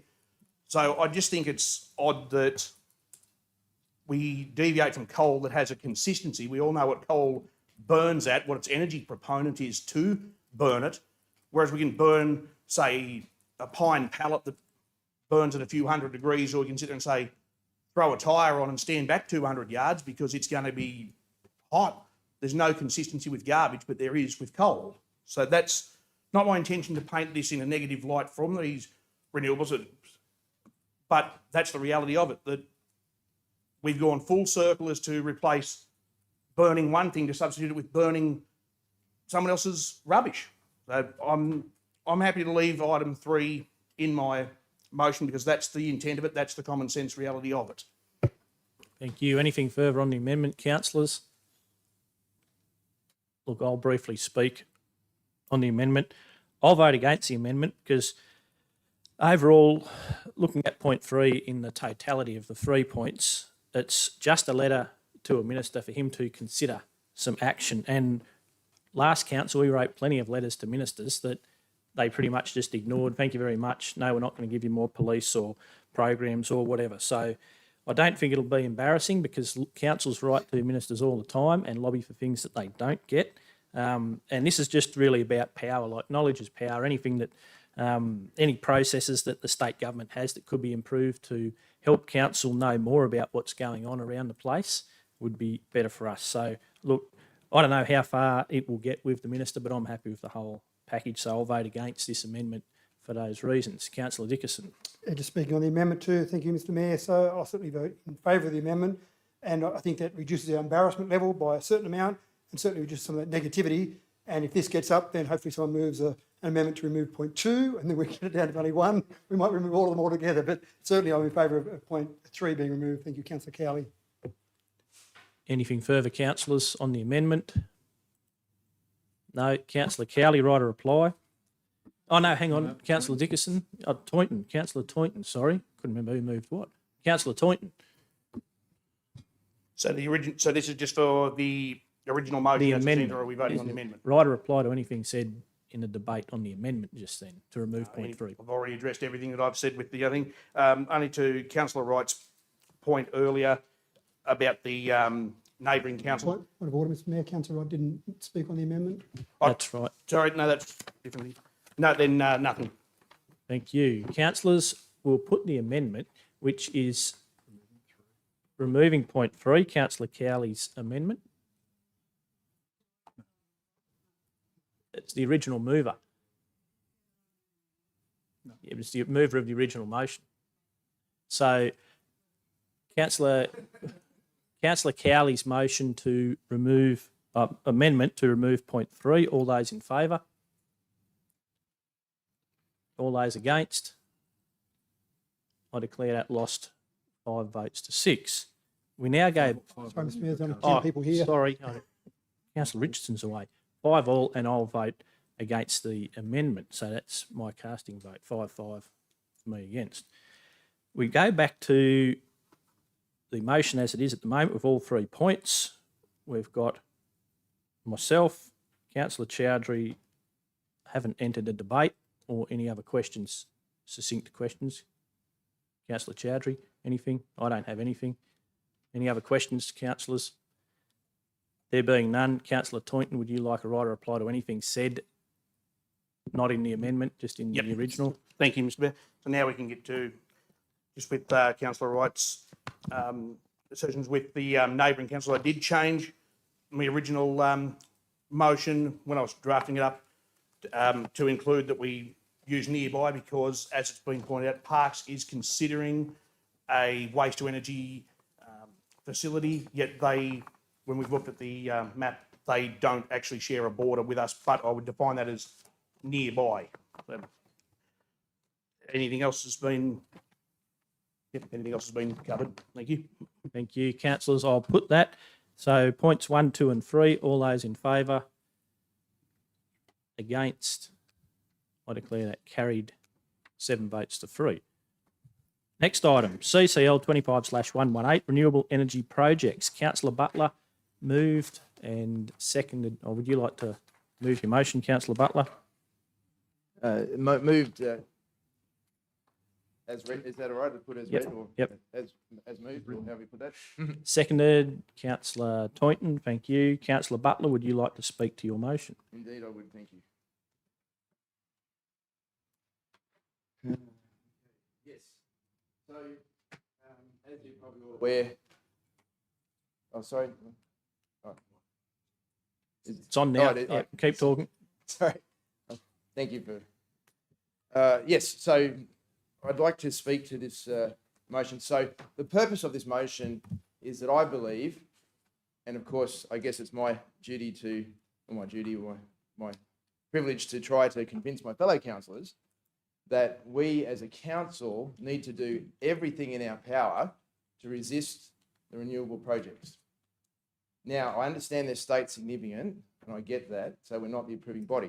So that's why I put it in here that we need to be very clear as to how we as a council can influence the state significant development approval process. So that's what I'm wanting to do. Now, obviously, we are limited in our scope, but I believe, and this is why I need to encourage my fellow councillors to support me, is that, and I'm very grateful for the people in the gallery who've come tonight to voice their concerns, and I would like to also add that they would be a small representative sample of a wider dissatisfaction, perhaps is a word, in the community with the renewable zone. Now, we, of course, similar to the people out at Hampton, at Boree, have been presented with a fait accompli. Renewable energies must be good. They must be environmentally friendly because the wind is free and the sun is free. And I think we've heard that mantra somewhere before. I didn't make it up. But what I would like to say is the technology that harnesses that free wind and free sun is hideously expensive. And so, my fellow councillors, I urge you today, we do not, or I do not, and I'd like to share that vision, and I hope you share it with me, a vision of Wellington in 20 years' time, where you cannot move around this district without seeing 200-metre high turbines, where you are surrounded by lakes of mirrors or windows or whatever you want to call the glass that involves it. Imagine a time in the future where we've had an incredibly disastrous bushfire taken out one of these solar panels and leached cadmium into our system, and then that's washed into our lands. When the wind turbines and their PFAS, their microplastics, and PFAS is what they call forever chemical, and the BPA, biphenyl, which is the most toxic, or one of the most toxic man-made substances known to man, and 1 kilo can sterilise 10 billion, that's not million, that's billion litres of water, and they want to build one on East Burrendal. Now, one turbine, according to the Solberg report, can shed 61 kilos of chemical waste into our dam per year. That's one turbine, 10 turbines, 610, 100 turbines, 6 tonnes. You don't need to be a rocket scientist to work out that one wind farm could completely sterilise and contaminate Burrendal Dam, which then feeds in the Macquarie River and would be completely untreatable by our waterworks and would result in the sterilisation of this LGA. Apart from the agriculture problems, now of course that's just the water. These microplastics go into the agricultural farmland, which then also can be traced into the beef and the mutton, which can then be rejected by overseas purchasers of that meat, rightly so, I'm saying, which could then totally upend our industry, and all we would be left with is a LGA on government welfare. Now, that is not a vision that I want for this local district, and I encourage each councillor here to share and to understand the absolute catastrophe that's awaiting us. Now, you might think I sound extreme, but we're starting to see it. If you looked recently on the news, you would have seen in Madrid that they celebrate 100% renewable energy, followed by a complete blackout. So we would have unreliable energy, wouldn't sustain industry, and we're going to have a situation where we become unviable and uncompetitive, and our electricity prices on our hip pocket nerve have gone up. You know, even recently 10 cents from 30 cents to 40 cents. Don't think that's the finish of it. Look for the dollar a kilowatt's going to be coming. So please, my fellow councillors, we stand on the precipice of a avoidable disaster. And honestly, and I don't want to sound too extreme, but any councillor who really can't, how would you say, I would be struggling to understand any councillor that would support such a dystopian vision of our future LGA. I would suggest that you will be found on the wrong side of history, and that when people look back in 20 years' time and they said that was a really bad idea, that you guys will be held responsible. And I'm going to be down in the record to say that I opposed it with everything I had, and that is why I want you to support my motion today. This is serious. This is not playing games. People's lives are at stake. People's properties are at stake. If your house, you're safe in town, I have a property. If your house is in town and you had a wind farm next to you and you went from a $700,000 property to a $300,000 property, you would be jumping up and down. Do not think that you can sit in Dubbo or in Wellington in a townhouse and think that you will not be affected. And have compassion. I ask you today, have compassion for those whose livelihoods are risking this, and also people who have moved here to enjoy a tree change, not a jolly tower change or a glass lake change. Honestly, I don't see the difficulty in this decision. I see it as an obvious one, and the only reason you wouldn't vote for it is because you are totally uninterested in people's livelihoods and in the way that they live, and that the region, the character of this region, which I think is to be envied at this point by anywhere else in Australia. And I like what Councillor Ryan used to say, this is an area we want people to come to, not move from. And thank you if I can use that, Councillor Ryan. So please, I urge you, people of Wellington, councillors, understand the gravity of this moment, and please support this motion that council does everything in its power that it legally can to resist these ruinable energies. Thank you. Thank you. Further debate? Councillor Chowdhury. Order. Thank you. Councillor Chowdhury. Thank you, Mr. Mayor. I will definitely support this motion. Thank you, Councillor Butler, and thank you tonight. All the residents came and raised their concern. Through you, Mr. Mayor, to the relevant staff, if can give some update, because council is not a consent authority to do any renewable energy, but we can see we have a real concern within the community, and this is affecting their livelihood. So how council can lobby to the state and proponent to share their voice, like our community voice, to them? Thank To you. the CEO. Through you, Mr. Mayor. I think, firstly, some people, the planning system is complex. So I think one of the ways that we've done this previously for an area that had some concerns, and we held a community meeting to get to understand how to participate in and provide their input into the planning process.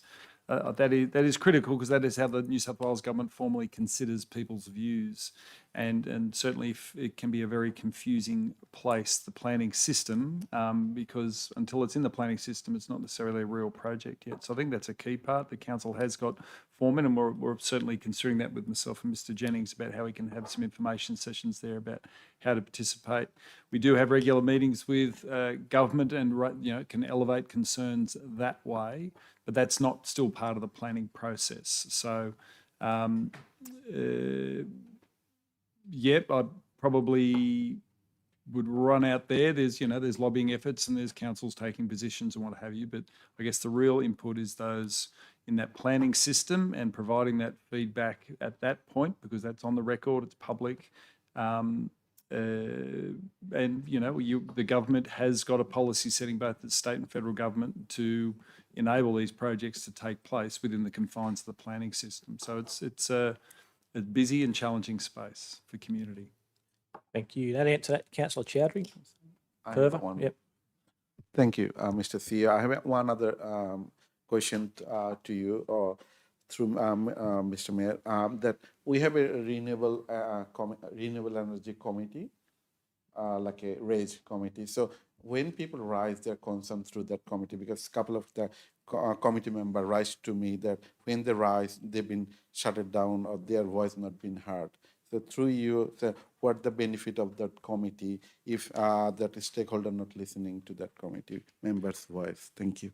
CEO. I'll pass to Mr. Jennings. There may be a misunderstanding of that particular committee and its function. Mr. Jennings?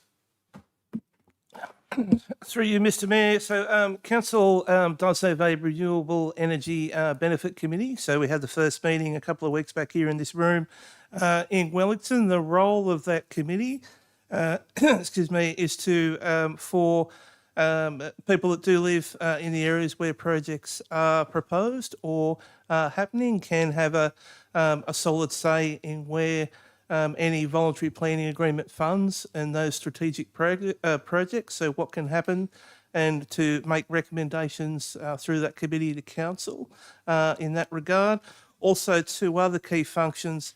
The committee has a role where a proponent can come along and consult with the committee and detail where a project's up to throughout that development or throughout that planning and development phase. And then also importantly, where council can also road test and explain concepts, strategic policy settings, and also draft strategic policy settings as well. So just to leverage off what Mr. Jennings said, some projects will be approved. They're legal in the planning system. Not all will be approved.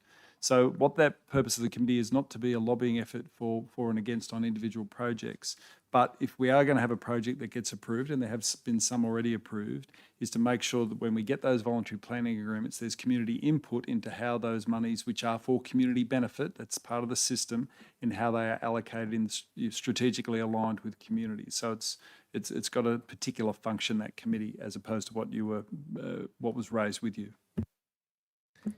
Councillor Chowdhury, further? All good, thank you. Thank you. Councillor Ivey and Councillor Dickinson. Thank you, Mr. Mayor. I'm confused a little bit.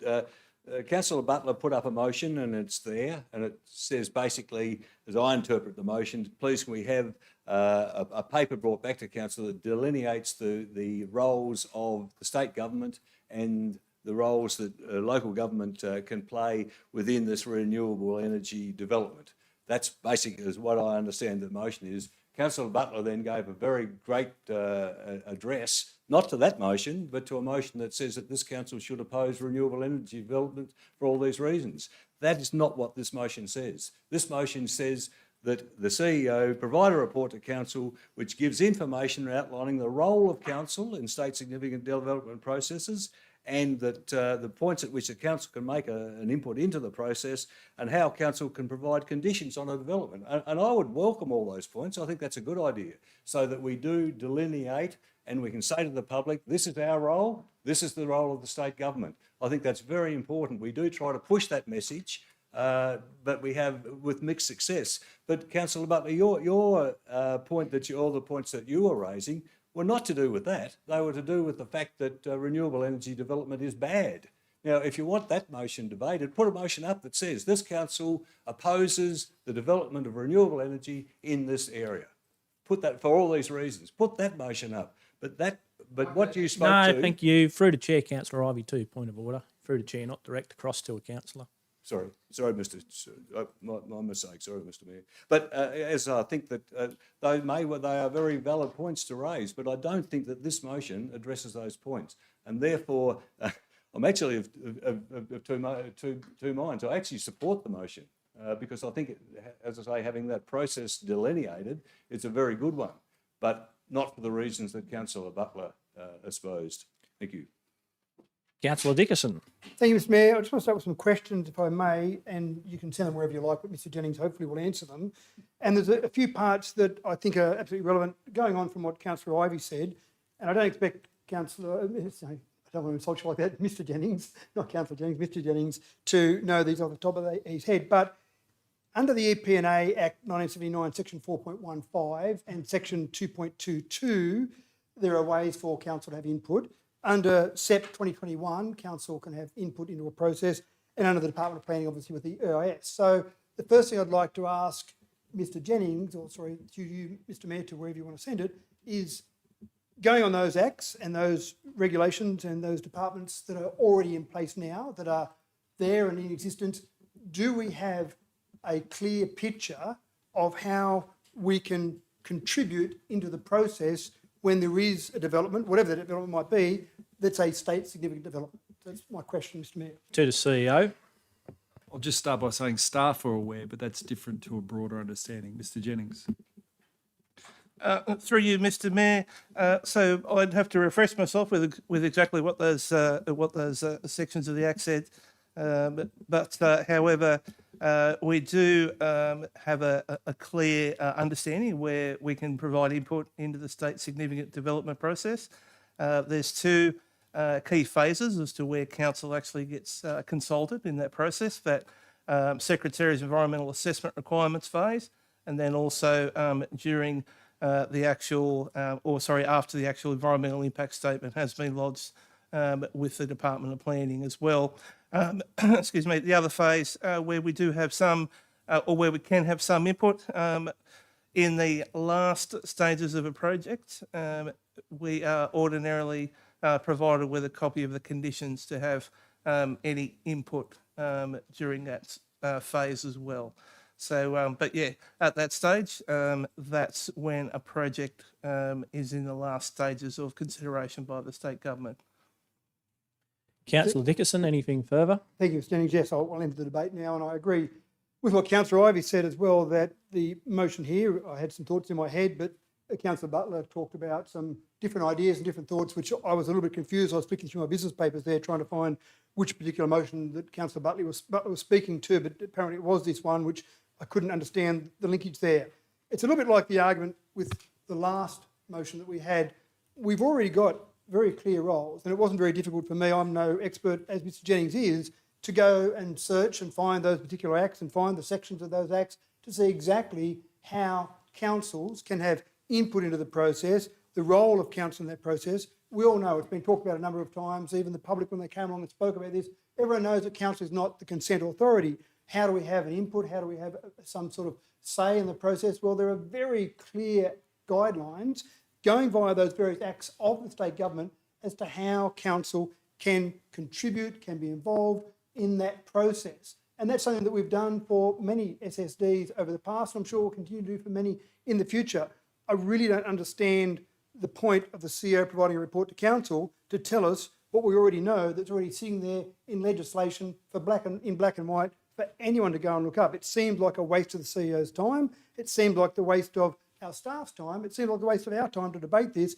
It may have been the opportunity for a councillor to debate something about his like or dislike of renewables. That might have been the opportunity that was opened by this. But this motion, I can't support a motion that asks us to get the CEO to do something that we already know about.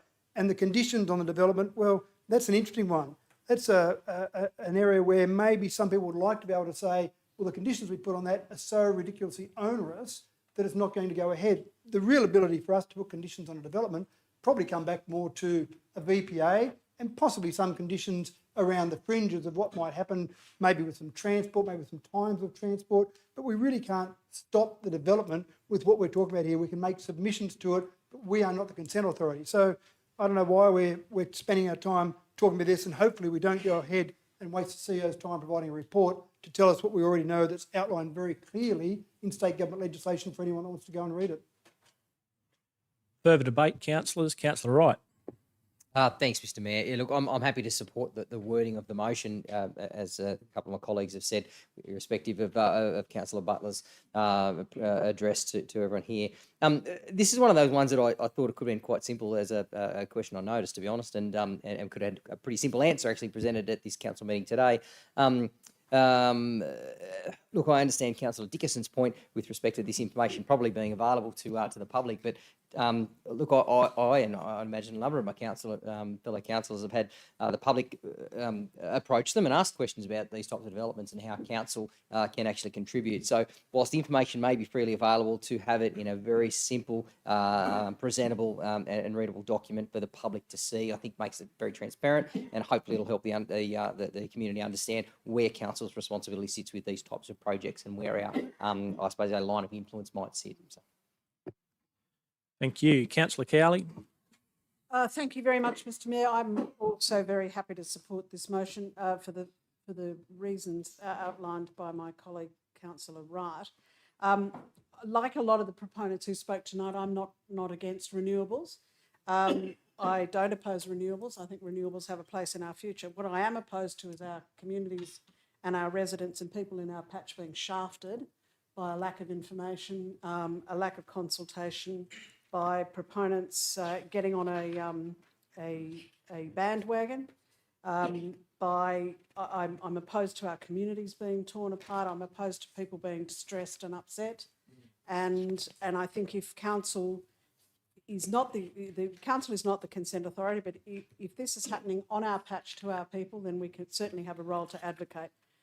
So I think outlining very clearly what our role is, and I think it's really important that we not overstep that role, because building expectations of what we can and can't do, it's very important not to cause any further distress to people by overstating our influence, but I think getting it on the record as for public consumption as to what we exactly can do is really important. So I'm more than happy to support this motion, but I do support renewables in their place, even despite Councillor Butler's impassioned plea for us, and I think it was slightly unfair to assert that anybody who voted against this doesn't care about our people. I think that's unfair. Thank you. Anything further, councillors? I'll just very quickly say, good motion. It'll put it out there on the record for all councillors and the public about exactly what the role of council is in these different developments. And also note a little bit in the media the last couple of days to do with renewable energy projects that the state government at the Illawarra Res is looking at rooftop solar and batteries other than large-scale developments, and also the cost of transmission lines recently blowing out by up to 50%. So a couple of things there that directly relate to our community and these renewable energy projects. So it'll be good to get a report into all of this. Back to the mover of the motion, Councillor Butler, for a succinct right of reply. Thank you very much. All right, yes, much appreciated for your comments, councillors, and thank you for that, and that's why we have council. It's always good to hear the different points of view. Yes, look, to be honest, to Councillor Ivy's point, it is the first step in asking council to actively, insofar as it can, oppose renewable projects in this area. So yes, I do intend to bring that motion that was suggested. It's just this is a step one, right? The first step is to find out how do you do it. The second step is to do it. And so I hope that allays Councillor Ivy's concerns. As you know, we are a stakeholder in this process, and I think that's understood, and we need to maximise that stakeholding to the best of our ability.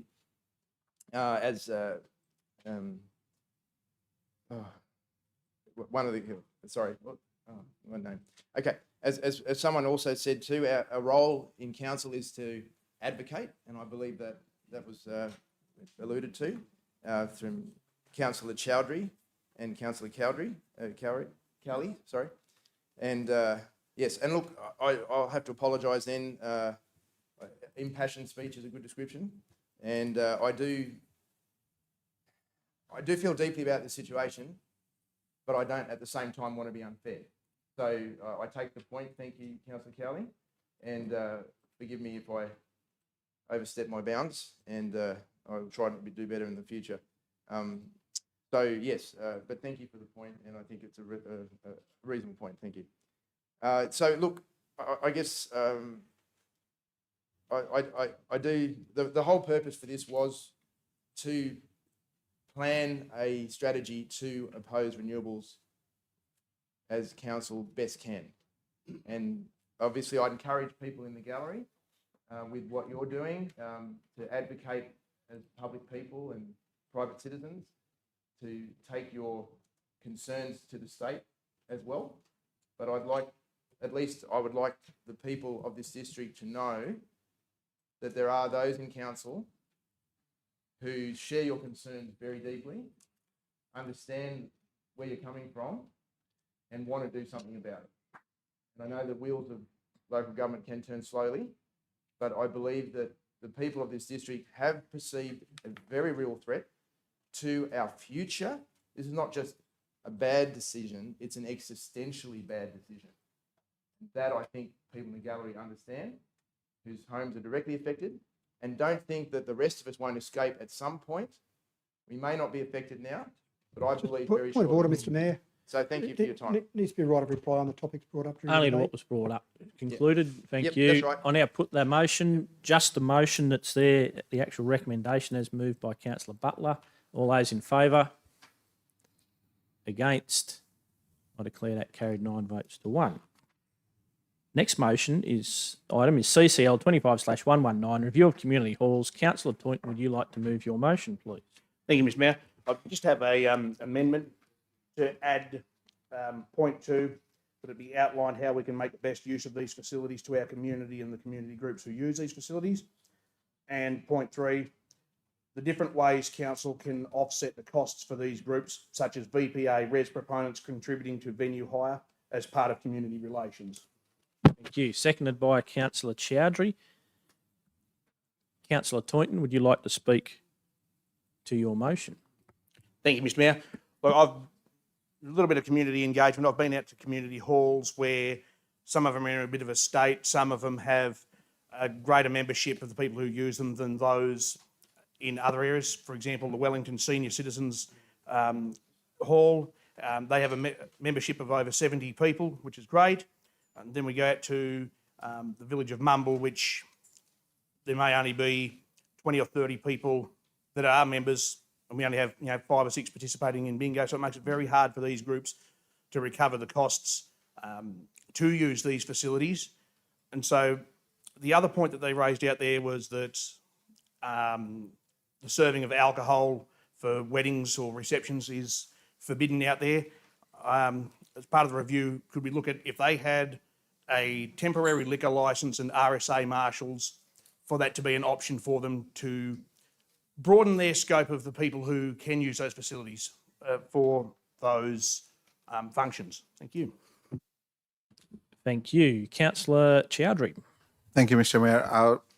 I would be definitely support this motion because a lot of community groups are using different age group are also using those halls, and also thanks council. Like I've been contacted few times in Dabo. There was a few halls been need some repair and maintenance, but the elderly groups been contacted with me, and council took quick action for fixing those issues. But so through this motion, I believe like the report will come and we can take decision to see like how we can progress and maintaining those halls and make sure it's fulfill our community commitments. Thank you.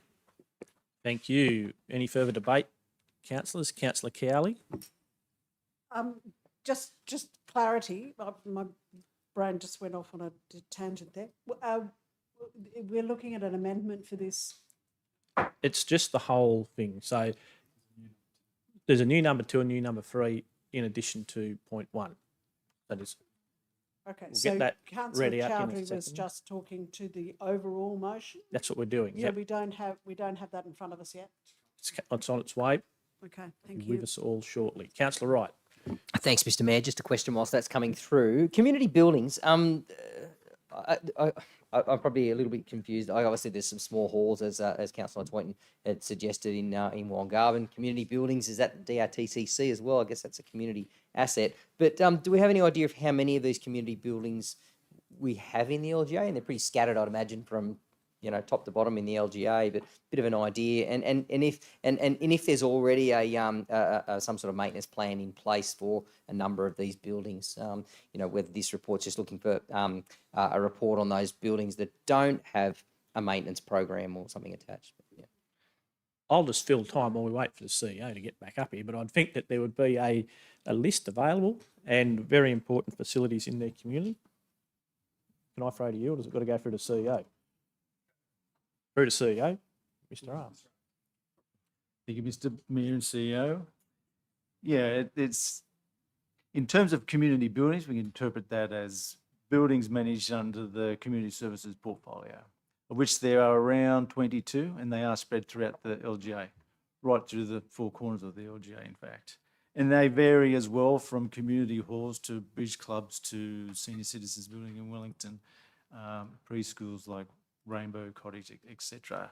So they are a diverse group of buildings, that they are popular with the community. There is a community demand, and they do occupy a spectrum on the maintenance schedule, if you like, and they do occupy a spectrum on the maintenance status as well, whether they're Crown land managed by us or operational community land in which we lease out or hire as well. And so it is quite a little diverse portfolio area, and difficult to make decisions in isolation.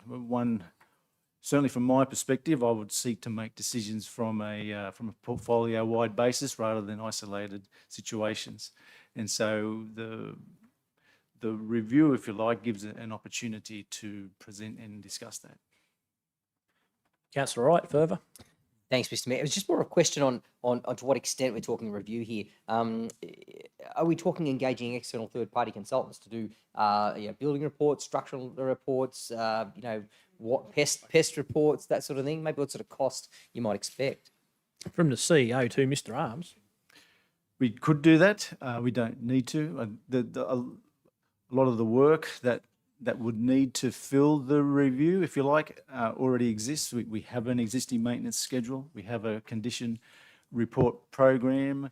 We know how our buildings are managed and the various status. It's really a matter of collating that information together into a single, easily understood report for councillors to understand the community buildings portfolio and the challenges, opportunities, weaknesses and strengths that we have there. Councillor Wright. Councillor Chowdhury. Thank you, Mr. Mayor. I have a question through you. Can we see any renewal through these halls? Like some of the halls are very old, aged. So through your report, can we see when it's going to be replaced or any further development? Through to CEO too, Mr. Arms. Yeah, I think that's, Mr. Mayor, through you, a logical expectation, I think, from a review at this stage. Certainly at a high level. I think it's important to keep it at a high level at this stage. Ask for further detail as we go forward, but certainly a discussion around the status of each building's condition that leads to a discussion around their life cycle maintenance. Back to you, to the Mr. CEO. Mayor. And That is ultimately the challenge of all the asset renewals programs. We have $3 billion worth of assets, and you have to make difficult compromises as part of adopting a budget. So necessarily higher use, more specialist buildings maintained to a higher level than more isolated halls and what have you. Mr. Mayor, if I could, I'll get Ms. Rouse to read out the wording that we've taken from what Councillor Toynton read out. Councillor Toynton's got his original words with him, so he can just sense check that we've transcribed those words into a resolution language and confirm he's okay with it. So, Ms. Rouse. Point 1, that the CEO provide a report to Council outlining the status of community buildings, the cost to maintain them and other elements important to understand regarding their continued sustainability and needs of the community. 2, that the report also outlines how council can make the best use of the facilities for our community and the community groups who use these facilities. 3, that the report outlines the different ways council can offset the costs for users through external funding such as voluntary planning agreements. Councillor Wells and Councillor Dickinson. Thank you, Mr. Mayor. I'm happy to support the motion, including points 2 and 3. And the reason is I think that it's really important to for council to be looking at more sophisticated and efficient ways to observe and manage the properties. And I think those efficiencies will help us have that visibility that we need as a council to be confident that whatever we're doing, if there's a building that we might say is dilapidated and needs some sort of address or some sort of maintenance, then, you know, we have that visibility. So whilst it's a report, hopefully it will move us to having some sort of procedure that ensures that we've got that confidence that we're managing the properties well. So happy to support. Thank you. Thank you. Councillor Dickinson. Thank you, Mr. Mayor. I do applaud the enthusiasm of Councillor Toynton in terms of bringing this forward. One of the things, and I suppose I'm showing my age here, but I do remember back in council in 2009 when the state government introduced the integrated planning and reporting framework, which was compulsory, was imposed upon all councils. I think we had 3 years to do it. 2012, I think we had to have IPNR set up and running. And IPNR, the entire idea of that is that we've got to maintain the condition and data, all the data for the condition and life cycle for all of our assets, including all of our halls. But the important part in that is the I in the IPNR, integrated planning and reporting. We need to integrate all that data across all of our assets. The major issue I have with this is that we're just focused on one class of our assets. We've got about $3 billion worth of assets in our LGA. So there are a number of assets, and we've got extensive programs across all of those assets, across all those asset classes, to maintain those assets, to make sure they're in good condition, to make sure they're safe, make sure they're workable, and have programs in place to renew those assets as and when they need to be renewed. That's all part of that IPNR. That's why the state government introduced it. The state government introduced it back in 2009 specifically to stop a piecemeal approach or individual approach to various items in an LGA, favourite things, favourite components of certain councillors to go out and focus on individual items. It needs to be an integrated process. As we know, at the moment, we're in the middle of a budget process. Back in April, we had the ability to make some changes to our budget before it went out on draft exhibition. We didn't make any changes then. That might have been an appropriate time to do it. Maybe when it comes back after it's been on display for some time, see what submissions we get, weigh it all up. I just don't know that having a report now in the middle of our budget process on something that's basically part of our IPNR is sensible. And I'm concerned, in fact, the last 3 motions we've had at council, I'm concerned about the fact that it seems like not a lot of value is put on our staff time, because all of these things take staff time. While staff are doing these reports on things that are part of the IPNR, for example, that means those staff can't be going and doing forward progressive items, fixing up things that we need to have fixed up across the LGA on a strategic approach. And that's one thing that I've always found council has been very good at over the years, has been good at long-term strategy. We don't want piecemeal individual items picked and chewed at here and there. It probably puts a bit of pressure on our staff as well. The staff are very busy at this time of year around budget time. I know the staff work long hours trying to get the budget right and make sure it's presented in a way that the public and councillors can see it. So the last thing we need is more information about one particular part of this particular budget. So I'll be voting against it. Not to say if it's brought forward in a few months' time after the budget's finished, I might be in favour of it. But now is absolutely the wrong time to be working on one individual component of our $3 billion asset base.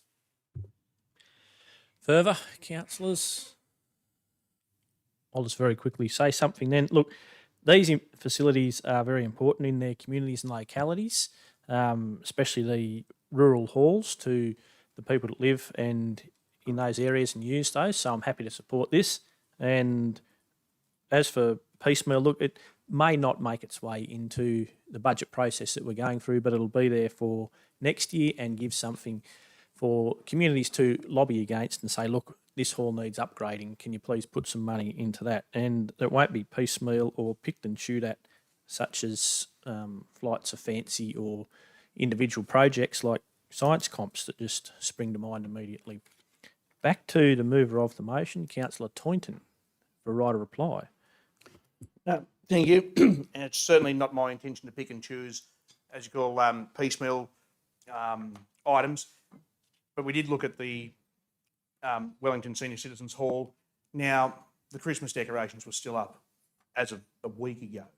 The yard out the back was completely overgrown. So this integrated system, maybe it's not working the way it is. So maybe this motion is the way to move this forward. So that's just how I would address the concerns of Councillor Dickinson. This is not piecemeal. This is just core business. Thank you. I'll put that being the 3 points. All those in favour? Against? Carried 8 votes to 2.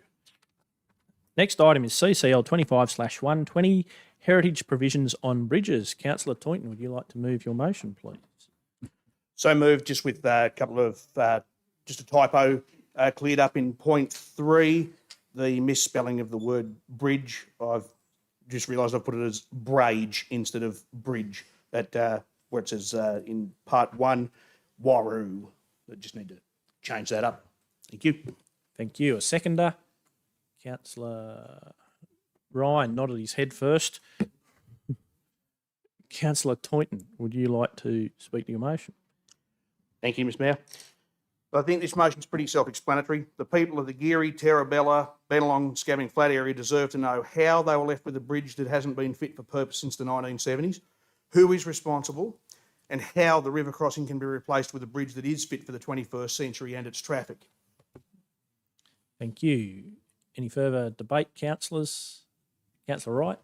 Thanks, Mr Mayor. Actually, just a point of clarity on point 1, I'm assuming that's detailing any heritage provisions? Is that what we're referring to there? Any heritage provision? Councillor Toynton, detailing any heritage provisions? Heritage provisions that apply to timber bridges in our LGA. Yeah. So it says detailing and heritage provisions. So detailing any heritage provisions, we'll take that as a yes. Detailing any heritage provisions. Noted. Thanks, Mr Mayor. Look, I noticed a little bit further along in tonight's agenda, there is a question I noticed from Councillor Ivey, actually, which covers off on a number of these things. And probably there's a couple of things here I find I'm a little bit uncomfortable with. And one of them is a report detailing Waroo Bridge, which isn't in our LGA, and I'm not quite sure what relevance that would have for the CEO to provide a report on a bridge which isn't in our LGA. And I notice also that with the type of bridges at Scabbing Flat, there's about 19 of them in operation around the state. I'm not sure why we haven't got those others listed, but again, the ones that are in our LGA, probably the ones that are of more relevance. Rawsonville is already under replacement, and I understand that one should be delivered in the next 12 months. I'm not sure exactly where that's up to. But again, that one is probably of relevance as well. The Scabbing Flat Bridge is obviously the one that we're talking about here. It's the topical one. And when I look through the report a little bit later on, there is some detail in there around who's responsible for the maintenance of that bridge. And again, point 4, a possible timeline for replacement of timber bridges at Scabbing Flat. Well, again, if it's the report further on tells me it's not necessarily our responsibility. So for an asset, it's not our responsibility how the CEO can provide a report to say how long it's going to take to replace. That needs to come from the owner of the bridge, I think, and that's Transport for New South Wales. And there's obviously some passionate people in the audience that have spoken on it tonight. There's a movement pushing forward quite aggressively to have that asset replaced. I'm probably not going to support this one, Councillor Toynton, but I think there's enough information in the report a bit further on tonight's agenda with respect to Scabbing Flat Bridge that covers off on a number of these particular points without the need for this one. So I'm going to vote this one against this one. Anything further, councillors? Councillor Wells, then Councillor Wells, then Councillor Butler. Just a question, please, Mr Mayor, is I'm not quite aware of where Waroo Bridge is, and if it's not in our LGA, I have some concern for it to be part of a motion for our LGA. Thank you. So it's halfway between Forbes and Condo on the Lachlan River, and my understanding is that it had a heritage provision removed. And that's what would feed into this. So that would be part of, is that actually the case, or is it just scuttlebutt, and how have other bridges had their heritage provisions removed? Oh, Councillor Toynton, further. Yep, so the reason why Waroo Bridge, as again, it's not in our LGA, it was the most similar construction to Scabbing Flat Bridge to draw a comparison with it. So although it's not in ours, it's also had, as the Mayor pointed out, heritage orders have been removed on that one. So we're just sort of using that one as a comparison to Scabbing Flat because it's very similar in construction and age. Thank you. Thank Councillor you. Wells. But entering the debate now, that I understand that point, and still, so Waroo, you can measure against it, but I don't see why why it's a 0.3 when it could be a reference to that bridge. If you understand what I mean, I just a little bit confused. That's all. Thank you. Thank you. Councillor Butler was next. Just briefly, Mr. Mayor, I was just wanting to say that the Scabbing Flat Bridge is I think people would understand, a very important bit of infrastructure, particularly the very, how would you call it, productive land that's on the other side of it. I mean, there's obviously people's convenience, like one mentioned about taking 60 k's to get your letters from a 4k drive that it should be with the bridge. I mean, there is that, but the productivity of that land is rather large and would only be constrained by trucks that can only, I think the current limit is 16 tonnes. It really needs to be a properly, how would you call it, certified bridge that can handle, I think it's about 40 something tonnes, if I'm not wrong. I think that's B double size, 42, yeah, thank you, Mr. Ryan. And so I think the bridge, even under repair, is inadequate. So even if we fix the old one, it's still not going to solve the problem. So I would like to see a new bridge, and I know obviously you get state funds, but if we could do whatever we could do to do that, and that's why I would like to support Councillor Twinton's motion tonight. I think it's a very fair one. It's a very reasonable request, and I think opposing it, I would struggle to understand why someone would oppose a fairly reasonable request like this. So this isn't asking for the bridge to be built. It's just asking for the information that I think is very reasonable. So thank you. Thank you. Councillor Ivey. Thank you, Mr. Mayor. Just in answer to Councillor Butler's comments there, I did actually propose a motion, and there is a process in place of preparing a business case towards the replacement of the Scabbing Flat Bridge. I've got confidence in staff that will be a comprehensive and very persuasive report. If you don't mind me saying so, why muddy the waters in the Macquarie River with this motion when really the business case that is being prepared to address these very issues is, I don't know, 50% underway, maybe even a bit more. So I will vote against the motion, not because I disagree with the intent of it, but because I think it does confuse the matter. We've got a process in place. Why can't we just proceed with that? Work with the to be incorporated Geary community in processing the push towards the replacement of the bridge. Let it take its course that we've now got well and truly in train. Thank you. Further, councillors, further debate. Councillor Cowley. Thank you very much, Mr. Mayor. Yeah, I would like to congratulate the community on their dedication to this, and they have clearly had a gutful, and rightly so, because this has dragged on and on and on for a long time. Just a question, if I may. I like Councillor Ivey. I don't want to muddy any waters. Is the report that's being prepared enough, or will this motion add to the push to perhaps get that Scabbing Flat Bridge finally built? To the CEO. Thank you, and through you, Mr. Mayor. The notice of motion that's previously been put up by Councillor Ivey, there's some ancillary stuff about history and context of the bridge, but the main part of it is about a business case, well, not a business case, an initial feasibility study to look into what is required there. So it might be a yes, might be a no. That's the process we're going through at the moment. Just so people are aware, I'm in the process of, it's the part, and I'll read it out so that I've got the right words. Part 4 of Councillor Ivy's previous notice of motion in June 2024 was the need for a replacement bridge capable of conveying B-double trucks. This needs to be demonstrated and supported by relevant statistics, including the value of agricultural production and the cost to the community of not having a reliable transport corridor. So that's about an initial feasibility study. So we're currently refining the scope on that with a consultant to do that body of work. I have been meeting with a group of the residents to try and do that ourselves, but it is, when you're looking at GDP production there, it becomes quite complicated in the goings on in terms of individual properties to then scale that across a broader area. So I do need help on that, and that's why we're currently talking to a consultant about that. So that's about a feasibility part of with a view of replacement of a bridge.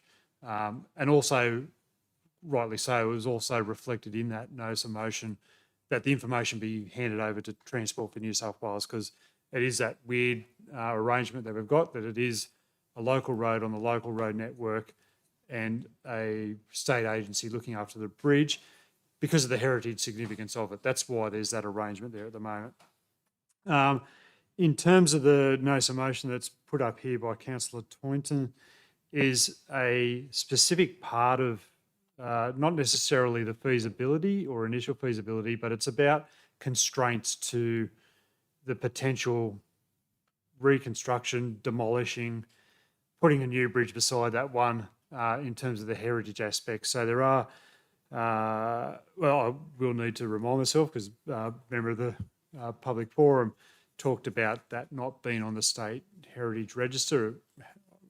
From my understanding, it wasn't there, but it was earmarked to go there. So whether there's been a change there, but certainly it's listed in our local environmental plan as well as a local heritage item. So for me, this is really just looking at what are the heritage aspects on each of these bridges. So Scabbing Flat and Rawsonville are in ours. Rawsonville, as you may be aware, is a similar bridge. It's a Dare Trust bridge, which is the same as Scabbing Flat. And it had, it's been demolished and reconstructed on a similar alignment. So there's precedence there if you want to look at it that way. But for me, this notice of motion is really talking about the heritage aspects, not necessarily the feasibility side of what producers need for transportation corridors through that area. Hope that makes sense. Councillor Cowley.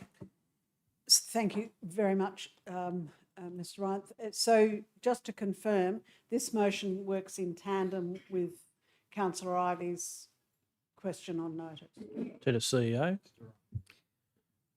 Yeah, essentially, yes. It's a little nuance part of, it's not something that would necessarily get caught up in the feasibility study, because the feasibility is about what do we need there to support business and local traffic. And, you know, we're talking about B doubles, but there's higher class vehicles that can certainly operate on our road network. This is just a nuance in terms of what would be a constraint or what sort of considerations are needed if a bridge was to be, or if the Scabbing Flat Bridge was to be demolished and replaced. So it's not necessarily the feasibility side, it's what are the steps you need to go through if that was to continue on. So for me, it would be at quite a high level of what some of the things that would be considered in terms of getting to a point of demolition and replacement. Further, Councillor Cowley? Thank you. Thank you. Anything further, councillors? I'll just very quickly say something then. So, just look, everyone seems to know that a new bridge is required for modern agricultural equipment out at Scabbing Flat at the back of Geary there, and I'll be happy to support this because, as we've heard previously and for a little while now, heritage restrictions are a major hold-up for getting a new bridge, and it didn't collapse, and so it's being repaired. And that's been an ongoing process. And even once it is fixed up, there'll still be a 4.5 metre or width restriction on that bridge and a weight restriction. So the heritage provisions, like how did Rawsonville Bridge get get replaced? What's the process there to do with heritage? And especially another bridge like, say, Waroo Bridge, apparently it had a heritage order removed. So if heritage is the hold up, then I'd be happy to see a report back on what on earth is going on. How did these other communities actually get that? I've got a meeting with Minister Aitchison down in Sydney on the 5th of June, and I'll be bringing up this, Scabbing Flat Bridge, Duke of Wellington Bridge, Saxa Road, Gollan Road, Wellington and Dubbo overtaking lanes, a whole stack of things there. So that's on the 5th of June and looking forward to that. But it's Scabbing Flat Bridge, it's very complex. And there's the heritage provisions, there's the best alignment being the bridge where it is now, to rip a bridge down, community 18 months without a bridge because it's the best alignment, but have to acquire land upstream, etc., etc. So there's a lot in this, and finding out exactly what these heritage provisions are and how other communities have had those removed would be beneficial, I feel, for the overall case of getting a new bridge. Back to the mover, Councillor Toynton, for a right of reply to anything there. I think we've covered everything. We did mention the report in June 27, 2024 council meeting, where Councillor Ivey put up a motion that was passed unanimously by all those present at the time. So with that report, in that motion, it actually didn't specify a date for that to be prepared. So I'm hoping that this motion can run side by side with Councillor Ivey's form thing to just make this happen. That bridge is a disgrace. It's a pile of matchsticks. It's termite damage that we really need to progress forward rather than latching onto something that's just too far gone. Thank you. Thank you, councillors. Put that councillors Toynton motion, those 4 points there, all those in favour. Against? I declare that carried 7 votes to 3. Next up, we have CCL 25/121, fees and charges, tips and transfer stations. Councillor Toynton, would you like to move your motion, please? Thank you, Mr Mayor. So moved. And seconded by Councillor Chowdhury. Thank you. Councillor Toynton, would you like to speak to your motion? Thank you, Mr Mayor. So recently we went out to Nanamar Village and we've seen that illegal dumping on the side of the roads is getting out of hand. So with this, I believe that illegal dumping's gotten out of hand, that the costs of the tipping fees do play a large part in it. So part of this report, I would like to see how we arrived at the prices that we charge for the disposal of certain materials at the tip. And I'd also like to see if we could negotiate with the EPA if there's any way of offsetting the disposal fees with grants of either waste cells or similar projects like the Drum Muster program that deals with problematic waste. I did have something else written down here, sorry.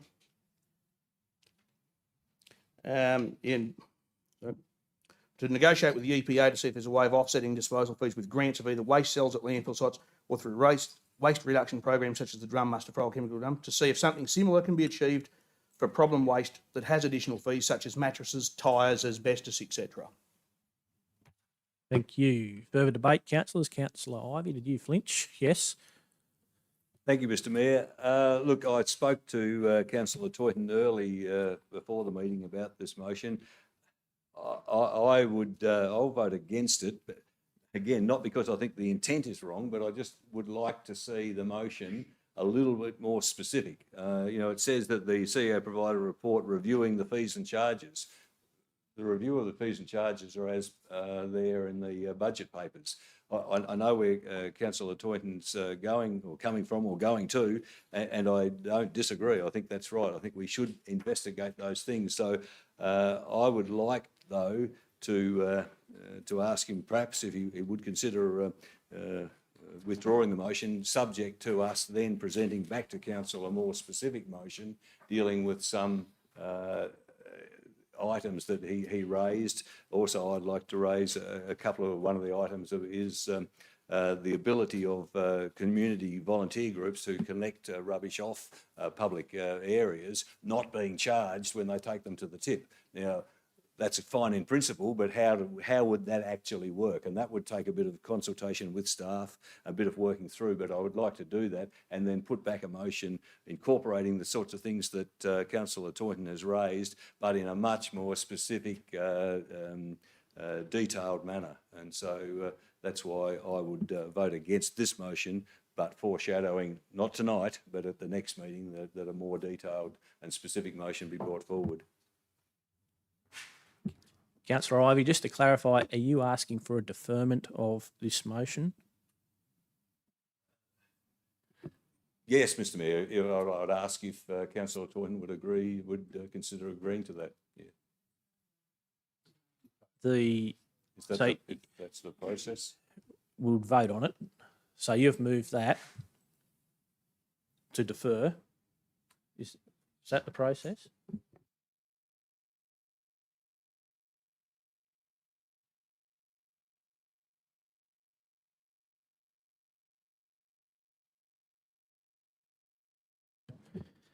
We'll ask the mover and seconder if they are comfortable to defer that. Councillor Taunton, as the mover, would you be comfortable to defer? I'd be happy to defer and add in some more points that clarify the intent of the motion. I'd be happy to do that so it's more clear what it actually entails, rather than running the risk of having this defeated because it's too vague. Councillor Chowdhury is the seconder. Do you agree to defer? I'm happy with that. Okay. Well, councillors, since the mover and the seconder both agree to defer that, then we will defer that to be brought back at a later date, probably next month. The next item is CCL 25/122, statistical data collection by surveys. Councillor Taunton, would you like to move your motion? So moved. A seconder, Councillor Butler. Thank you. Councillor Taunton, would you like to speak to your motion? Thank you, Mr Mayor. So this one, again, is pretty self-explanatory. We had the results of a survey come back that we only had 120-something people uptake on that survey, but that cost $9,000 for that. So I'm just looking at if we could explore different ways of capturing that data. If we are obligated to collect that information, there's got to be a more efficient way of collecting that, rather than going forward the ratepayers incurring a cost for something with so little success. Thank you. Further debate, councillors? Councillor Cowley. Thank you very much, Mr Mayor. Just very briefly, I spoke with Councillor Taunton about this, and we had the same approach from a very tech-savvy nonagenarian emeritus Professor Nick Standish, who suggested that perhaps the council would be better served by just doing online surveys, and that in fact that would be a far more cost-effective way of doing it, and he's not wrong. However, I did run that past Ms Brown, who unfortunately is not here, but she quite appropriately ran that question through a Copilot as an AI assistant, and pointed out that both Ms Brown and Copilot pointed out that council should we just do online surveys, there are a number of sectors of our community and demographics in our community that would not be captured. Older Australians and the digitally disengaged, note, clearly not Professor Standish. Older populations, low income and rural populations, ethnic and linguistic minorities, people with disabilities, ethnic and linguistic minorities, people with marginalised young people, social desirability and mode effect. So there are a number of reasons that we would be doing significant portions of our community a disservice if we just went online. So that's more of a comment than a question, but I would like to applaud Professor Standish, who was a long-term resident of Dubbo, for his interest and his input. Thank you. Further comment, councillors? Councillor Dickinson. So again, we seem to have a problem with reading the Local Government Act, Mr Mayor. The CEO prepared a report outlining the obligations to obtain community satisfaction surveys. Section 402A of the Local Government Act is very clear in our obligation in terms of that. So I don't know why we're continuing to do this, asking the CEO for a report for things that are there in the legislation that we can go and read. The CEO is a very busy, very well paid, very good bureaucrat for Dubbo Regional Council. We want him doing really big, important things, not getting a report that says, here's section 402A of the Local Government Act, councillors, have a read of it. And I'm sure the report would be much more comprehensive than that, Mr CEO. But ultimately, we know this information. This information is there for us in black and white. Now, going further on what Councillor Cowley said, in terms of an online survey, we know anyone that's done anything in statistics knows that a self-selected survey is not statistically valid, has no statistical validity. It's interesting, you might get some good comments, but it's not statistically valid.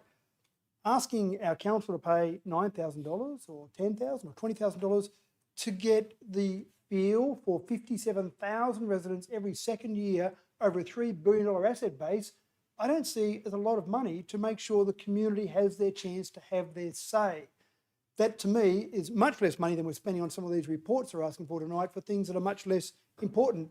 What price democracy? What price getting real opinions from the public? To me, $9,000 is pretty cheap for that to get a statistically valid survey. And that's the critical part here.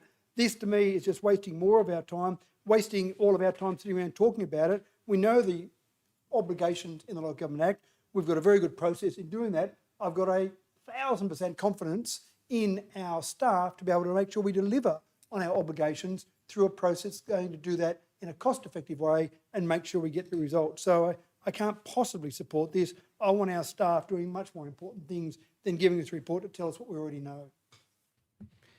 Councillor Wright. Just a question, Mr. Mayor. Are we aware of any other LGAs that are using AI to collect this sort of data on surveys as opposed to like online surveys, which are I suppose, a voluntary contribution? They can go on there. I find that a lot of those ones where people want to jump on themselves probably provide more of a negative tone than a positive tone in a lot of these sort of things. But are we aware of your AI and usage of that, and maybe restrictions on AI in collating this sort of data, which may be a more cost-effective way of doing it? The CEO. I'll take the question on notice. Mr. Green, fulfilling the role of the director, you're across councils using AI in that regard? I'm not aware of any council using AI in that regard, but we'd have to take it on notice and get more information. As it evolves very quickly, it no doubt will become a useful tool to do a scrape of all things over online platforms. So it will be one of the weapons in your armoury to understand community sentiment. But I'd still suggest, to Councillor Cowley's point, it's only going to touch those that are putting their thoughts and views somewhere on a digital platform somewhere. It's not going to capture those that choosing not to or aren't able to. Councillor Wright. Thank you, Mr. Mayor. That was my question, but following on from Mr. CEO's comments there are a number of AI type structures that will phone and speak to the person and conduct that interview over the phone like it is a real person. So that sort of technology is in fact available, and it's not a matter of that person voluntarily going online. They'll answer their call, speak to a real person with the data captured and collated accordingly. So. Thank you. Anything further?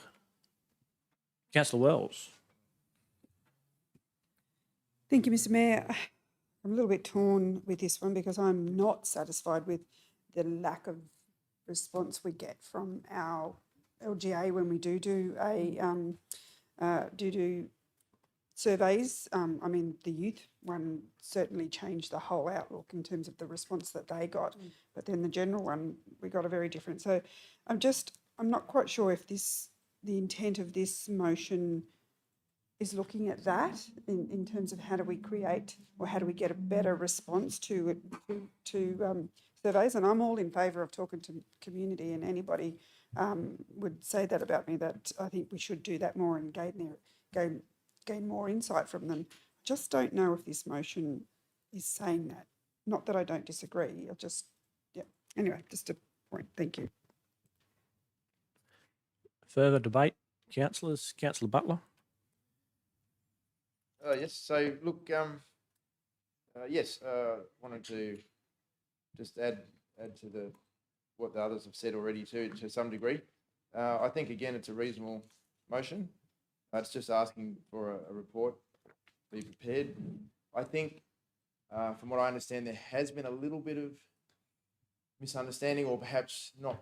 Maybe clarity might be the word needed in regards to what are our obligations.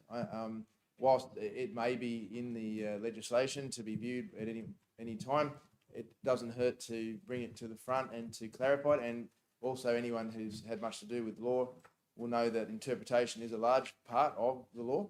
So I'm quite okay to hear the CEO's interpretation of that requirement obligation part in part one. And part two, why wouldn't we want to explore more cost-effective methods? I mean, my understanding was it was $64,000 for that meta. Does anyone can confirm that? Was it that $64,000 for that meta research? Anyway, just if you could get back to me on that one. I thought it was more than 9,000 anyway. So I see this as entirely reasonable motion. And we do need clarification at times on our requirements and obligations. And I think if it was 64,000, which was the figure I seem to have in my head, that would seem a lot. I mean, I know that you can compare it to $3 billion, but I think that's a false comparison. That's like saying, oh well, we're not spending much on the toilet paper in the loos, so we better just keep spending on that because we've got $3 billion worth of assets and that's worth nothing. So I'm just trying to say it's not a comparator to say, oh, this is, comparing to $3 billion assets, that's just a non-argument. So yes, I'm certainly going to support this, I think, and I would encourage others to do so. Thank you. Just for clarity, I think the CEO and myself have worked out that it was $55,000 for the 500 plus surveys one year, and then the follow-up the next year, 12 months later, was the 9,000 for the 124, for a total of 64. Yes, okay, thank you for your explanation. Yeah, then that's my understanding, Yeah. Anything further, councillors? Councillor Ryan. Look, just on the topic of surveys, I would like to stand corrected. I did make a comment last meeting that the surveys take about 5 minutes to do, and it's on a little bit of ownership should be on the community to do so. I have been told by a community member that it actually takes 25 minutes to do. So, look, I just want to say that I do stand corrected on what I said. Thank you. Refreshing honesty. Any other comments? Look, before we go back to the mover, I'll support this because it's not trying to say that we don't do the community surveys. It's just looking at are there other ways we could do it. And I had no idea you could have an AI chatbot that rang people up and asked questions and those sort of things. News to me. Sub out all the councillors' roles to AI chatbot, ChatGPT. Back to the mover for anything, right of reply to anything said there, Councillor Toynton. Thank you, Mr. Mayor. That's all been covered. It's basically just 2 points. To Councillor Dickinson's point that it's in the 402A of the Local Government Act. It'll take 30 seconds to find it, so that's nothing out there. And yeah, point two, to explore more cost-effective methods. Who doesn't like saving a buck? Thank you. Councillors, we'll put that to the vote. All those in favour? All those against? Carried 6 votes to 4. Next item is CCL 25/123, Housing for Our Future, Engagement, Insights, Reports and Next Steps. Do I have someone to move that, please? Councillor Wright, thank you, and seconded by Councillor Chowdhury. Councillor Wright, would you like to speak to that motion? Thanks, Mr. Mayor. This was a very important community engagement type strategy. In fact, actually, a whole of industry contribution to this particular document. My director of planning, he tells me there's a lot more to come. So this is a really interesting document here. Spells out a lot of major themes, especially around lack of housing. Some of the roles that council can play, including homelessness solutions, which is something obviously this council's moved here on a motion a few months back. Look forward to the next part of this particular report, but it certainly highlights some issues that we have that are probably similar issues that a lot of other LGAs also have around housing and some of the challenges. Thank you. Anything further, councillors? There being none, we will put that to the vote. All those in favour? Against? I declare the motion carried unanimously with Councillor Wells out of the room briefly. The next item is item CCL 25/124, Fluoridation of Dubbo Water Supply.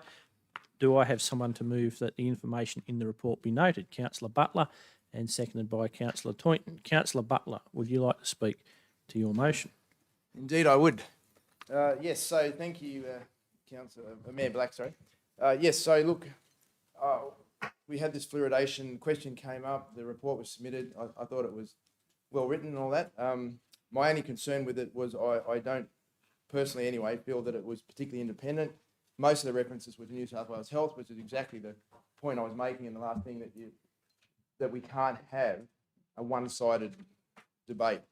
So my concern is that regulatory bodies have proved to not always been honest. Now, I don't want to necessarily create huge distrust in the government system or anything like that, but I think it's fair to say that there have been times they've been wrong, and I think this is particularly one of them.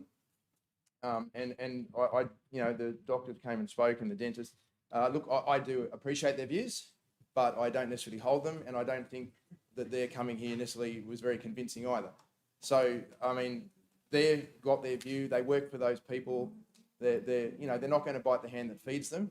Okay, so we need to look at motives in what people are saying and why they're doing what they're doing. So that's, you know, they're obviously wonderful to have their view. That's great. I'm glad they hold it. I certainly don't, and I can see conflict of interest in their views. So I just would like to read a few little bits and pieces, if I may. So let's start here. So this is from the CDC, which is the American body. The prevalence of dental caries, which is tooth decay, in a population is not inversely related to the concentration of fluoride in enamel, and a higher concentration of enamel fluoride is not necessarily more efficacious in preventing dental caries. All right. So, you know, that's the premier body in America. Okay, next one. Overall, there was consensus among the committee that there is, and this is the National Research Council for Fluoride in Drinking Water Scientific Review. Overall, there was consensus among the committee that there is a scientific evidence that under certain conditions, fluoride can weaken bone and increase risk of fractures. Number 3, Carton RJ, review of the United States Research Council report. The recommended maximum contaminant level for fluoride in drinking water should be 0. Peckham, fluoride exposure has a complex relationship in relation to dental caries and may increase dental risk, caries risk in malnourished children. Now, I want to just pull that point out. Malnourished children due to calcium depletion and enamel hyperplasia. Hyperplasia just means underdevelopment, for those who are not sure. So that was a critical review of the physiological effects ingested fluoride as a public health intervention, Scientific World Journal in 2014. So what I'm trying to say is the research is out there and it's been done. This shouldn't be a debate. We know, scientifically we know. And then they referred to the monograph, which is one of the most recent, that was 2024 monograph that he referred to and she referred to. The monograph basically said we need to do more research into low exposure fluoride. That's what the monograph said. So to say that it approved of it is somehow, I think, a little bit unfair. So this mantra that somehow fluoride helps poor people is just, I don't think, supported by the evidence. And I just refer back to the one with Peckham, which was the critical review of physiological effects. He actually said it's malnourished children that actually are the one who are most affected by fluoride, in the negative. So how are we having this debate about positive flecks of fluoride? I mean, fluoride is a toxin. I don't get it. It's like if I said to you, I'm going to put low levels of cyanide in the water, everyone would look at me strange. So fluorine, and for those who are not sure, it's a group 7 element, and it's highly reactive because it has a 7-electron shell, and it wants to ionically bond with the last electron to make a full shell. It is more even reactive than chlorine. So, you know, I'm astounded that, and I felt, you know, look, my concern is, and I've said this before to some degree, we need to look at independent research. What the New South Wales Health Board says may or may not be true, and that's the fox in charge of the chicken coop. We saw this in COVID. I share again. This is the Journal of Clinical and Experimental Immunology, okay? So I haven't got time to read, it's a big document, I refer you to it. As scientists, we put hypotheses up and test them using experiments. If a hypothesis is proven to be true according to current knowledge, it might still change over time when new evidence comes to light, which it has. Hence, sharing the accumulating knowledge is the most important part of science. And then just quickly, who gave bureaucrats the means to destroy the fundamentals of science and tell scientists not to argue the science? So, and this is the Journal of Clinical Experiment, and this is 2022. Okay, so look, guys, I don't know. I a little bit concerned and a bit frustrated, but please, can we have an independent view at this? It needs to be independent studies. All right, thank you. Thank you. Councillor Dickinson was I have next. an amendment, Mr Mayor. I'd like to leave point 1 as it stands, and I'd like to add a point 2. My point 2 reads that Council reaffirms its policy of fluoridating the water supply in both Dubbo and Wellington, noting that this will continue following the completion of current repair and upgrade works. Is there a seconder? Councillor Chowdhury. Just let me note this. Councillor Dickinson, would you like to speak to your motion? Thank you, Mr Mayor. There's certainly some people concerned in our community about the fact that they feel that fluoride may be removed from our water supply, and they're very concerned that it hasn't been there for some time and concerned that it may not be there forevermore going into the future. This report is pretty comprehensive in saying that it is good for our population. We've heard tonight from New South Wales Health, who have a lot of faith and trust in. I think this amendment gives a positive message to our community that our current policy will be confirmed and will basically continue to put fluoride in the water in both Dubbo and Wellington, noting those repair works that are continuing at the moment. So this is really to put the mind of the majority of residents at ease that fluoride will again be in their water forevermore. Thank you, Mr Mayor. Councillor Chowdhury. Thank you, Mr. Mayor. I could not agree more with Councillor Dickerson. I would like to thank council staff and tonight the New South Wales Health. They brought together that report and saying like how important this fluoridation. And I just get a bit disappointed to see why it's taking too long, because we need that one, and there was a clear evidence. It's really good for our tooth, and also we have a lot of disadvantaged people living in our community. We need to look after them too. Thank you. Councillor Wells. Oh, just a quick question, please, Mr Mayor. I can't see where point 1 and point 2 is. All I can see is that the report be noted. Can you help me, please?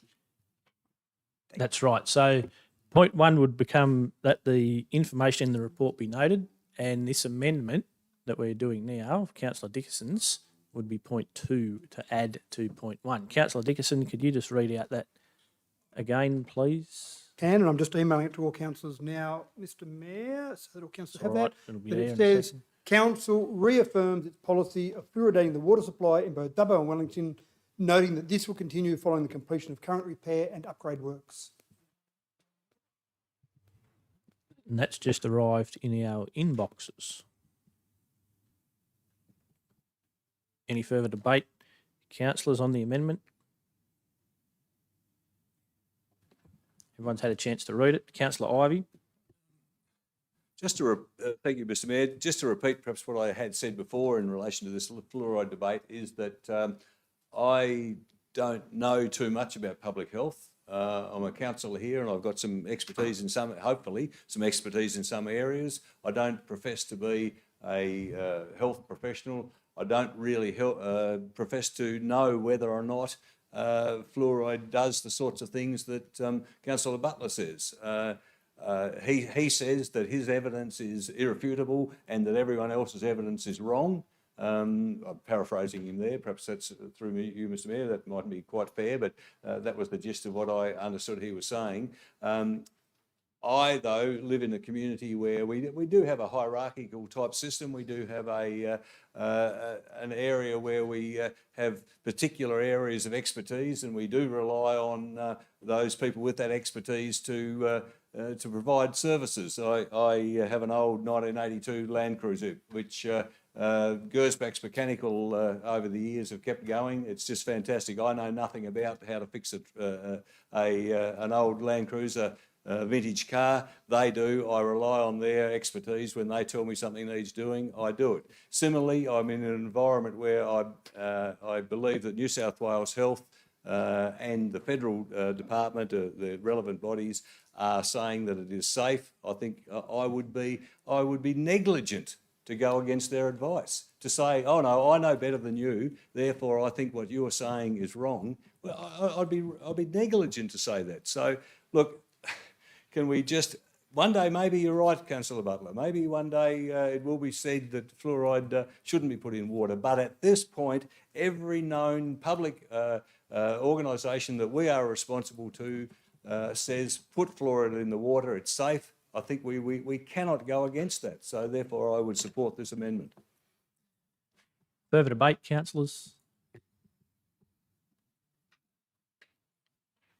I'll just very quickly say something then. Look, it's an excellent report by the director, and I thank him for his work there. And there's no suggestion that says council reaffirms its policy of fluoridating the water supply. There's no suggestion that we would take the fluoride out at all, but I'll support this one, but noting that there's been no moves to take it out or any of that sort of stuff. So it's going to be fluoridated because it's nearly completed the build. Thank you. Now, we go back to the move of the original motion for right of reply, Councillor Butler. All right, thank you. Yeah, all right. Yes, all right. Oh, Well, amendment. perhaps Councillor Ivey would be right in the sense that maybe one day, these things might be proved right or wrong. I mean, I think the science is there, and certainly the bodies I've been quoting are, for instance, the CDC themselves, which is an American body, I get that, but they're probably at the forefront of fluoridation. I'm quoting here from the journals, clinical, this is an Australian review. Just because the Department of New South Wales Health doesn't say so, it doesn't mean it is so. All right, now that if and this happened in COVID, the same thing, they said vaccines were safe and effective, they weren't, so they got it wrong. So this is just another, and this is not against anyone, it's not trying to cast aspersions on anyone. I'm just trying to say that in the light, as that article I read said, as time comes to pass and things come to light, our views must change because of the science. Now, I'm concerned that sometimes government bodies can be traditional in the sense that they hang on to things that they've hung on to for years and they don't want to change it, and it's safe to hold on to it. I get that. But I also would say that it's not safe to continue to add toxins to a drinking waters population, knowing that there is a question mark. The research, there has been valid research done by independent body, how would you call it, official bodies, showing that the case is quite strong. And so my concern is that for the health of our population, there is some debate on it. Okay, you're going to have different sources say different things, but when like I said, I'm not quoting from the dark web here. Okay, I'm quoting from national known bodies. Now, obviously not Australian bodies per se, but I just say that because obviously we have a national body that says a certain line, so therefore it's hard not to quote. It's hard to quote another national body when that national body is already saying that. So then you have to look further afield to other national bodies that say other things. So that's the only reason, right? So please look, even if you have a doubt and that needs more investigation, I think we need to at least be at that point.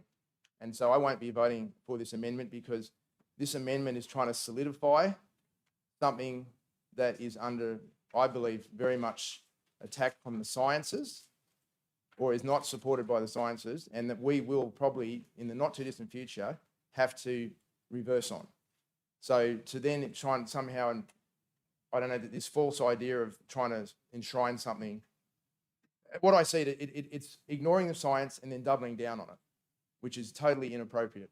So I certainly won't be supporting the amendment, as you can imagine, and I would encourage my other councillors to not support the amendment, even if we just let the original motions go through or whatever. I can't support an amendment that would fossilise something that cannot be categorically proven. All right. Thank you. Thank you. We'll vote on the amendment now that we've all got on our laptops. All those in favour? Against?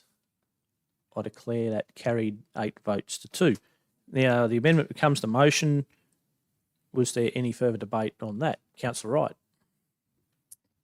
Thanks, Mr. Mayor. I was actually looking forward to hearing what my fellow councillor, Councillor Toynton, had to say, because in this very room on the 25th of February, this was actually his motion that he moved. So I was really interested to see what his thoughts were on the particular report, but haven't heard from him just yet. But look, obviously, it's all been said. Look, I'm reading National Health Council, New South Wales Health, Australian Dental Association. There's so many bodies that are mentioned here, a couple from overseas as well, all indicating that that fluoride in the drinking water as it stands, there's more benefits than there are negatives associated with it. So obviously I'm happy to support the motion as it now stands. Thank you. Further debate? There being none, back to the mover. Councillor Butler. Right, a reply to anything said by Councillor Dickinson or Councillor Wright? No, I just to express my disappointment that we would double down on something that is so obviously flawed. And I just, Point that's of order, not Mr even, Mayor. It needs to be a reply to something said in the debate. The only thing said in the debate was by Councillor Wright. I've got you down for an address and then an amendment prior to the amendment. I only moved an amendment, so the only debate on the motion as it stands now is from Councillor Wright. So Councillor Butler, as a right of reply, needs to respond to anything in the debate, which is only Councillor Wright. Like I said, I've got you down for an address and an amendment, and Councillor Butler will respond accordingly in his right of reply. yeah, okay, yeah, so to Councillor Wright's point, you can find bodies that will support it. Like you said, there's certain dental associations and whatever that are obviously, my concern is they're not going to bite the hand that feeds them. So if you're looking at independent research, if you're looking overseas, like Florida, like California, like these other places over there that have already done that, dental periodontists, I mean, in Mr. Ryan's report, he quoted one of the periodontists, I've forgotten his name now, who basically said, I can fix cavities in children. I can't help their IQ, bring that back, because that was one of the things that was noted. So to put to the point, Councillor Wright's point, yes, if you want to find the ones that support you, you can. There's plenty of them. But there's also, I just wanted to say, what I believe to be independent research that clearly shows that those people are wrong. Okay? So that's, thank you to Councillor Dickinson's point of order, and I hope I've answered that. All right, thank you. Thank you. Councillors will put that to the vote. All those in favour? Against? I declare that carried 9-1. CCL, was Councillor Butler, were you for or against that? Oh,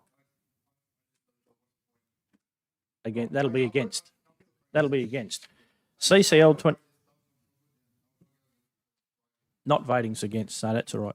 CCL 25/125, results of public exhibition of the draft 2023 to 2027 community engagement strategy, including community participation plan. Do I have someone to move that, please? Councillor Wells, thank you, and seconded by Councillor Wright, thank you. Councillor Wells, would you like to speak to that at all? Thank you, Mr Mayor. Just to say that it's a great report, and looking through it, it's a really good read, and congratulations to the staff. Thank you. Bye. Thank you. Anything further, councillors? There being nothing else, I'll put that. All those in favour? Against? I declare that carried unanimously. CCL 25/126, draft council policy, asset management policy. Do I have someone to move that, please? Moved by Councillor Chowdhury, seconded by Councillor Wells. Councillor Chowdhury, would you like to speak to that? No, thank you, Mr. Mayor. Thank you. Anything further, councillors? There being none, we'll put that. All those in favour? Against? I declare that carried unanimously. CCL 25/127, March 2025 quarterly budget review statement. Do I have someone to move that, please? Councillor Wright, and seconded by Councillor Toynton. Councillor Wright, would you like to speak to that? No, I don't think so, Mr Mayor. Thank you. Thank you. Any other questions or debate, councillors? Councillor Ivey, almost. Thought about it. There being none, we'll put that. All those in favour? Against? I declare that carried unanimously. Questions on notice time, noting that there's no votes, but councillors can ask a clarifying question. CCL 25/128 disaster insurance / Wellington Water Treatment Plant renewal. We have before us a question on notice from Councillor Wright with the response provided. Are there any questions from councillors for the purpose of clarification? No. We move on. Councillor Toynton, question? Yeah, the report dated 6th of May 20254. Seems 10,000 years in the future. Just a typo. We're advanced here. We move on to the next one. It's on the question notice 25128 on the page 4 of the report.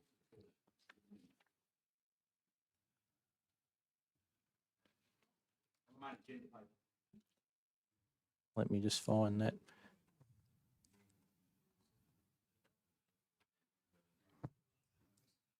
Councillor Wright, question? Yeah, thanks, Mr. Mayor. It was just with respect to, I note that Council had approached the New South Wales Government for $11 million just for some funding for some, I'm guessing, roadworks around there. That's obviously a shortfall of around $10 million, which we need to approach, is it Transport for New South Wales or for betterment funding on that riverbank? I'm just wondering where that $11 million grant application is up to and what's the plans on chasing up the balance of those funds. I just thought it was really good to get that sort of clarity for just for the community who asked some questions after Councillor Taunton's series of videos. So thanks. So how did we go from 21 million down to 11 million to the CEO? Thank you, and through you, Mr. Chair.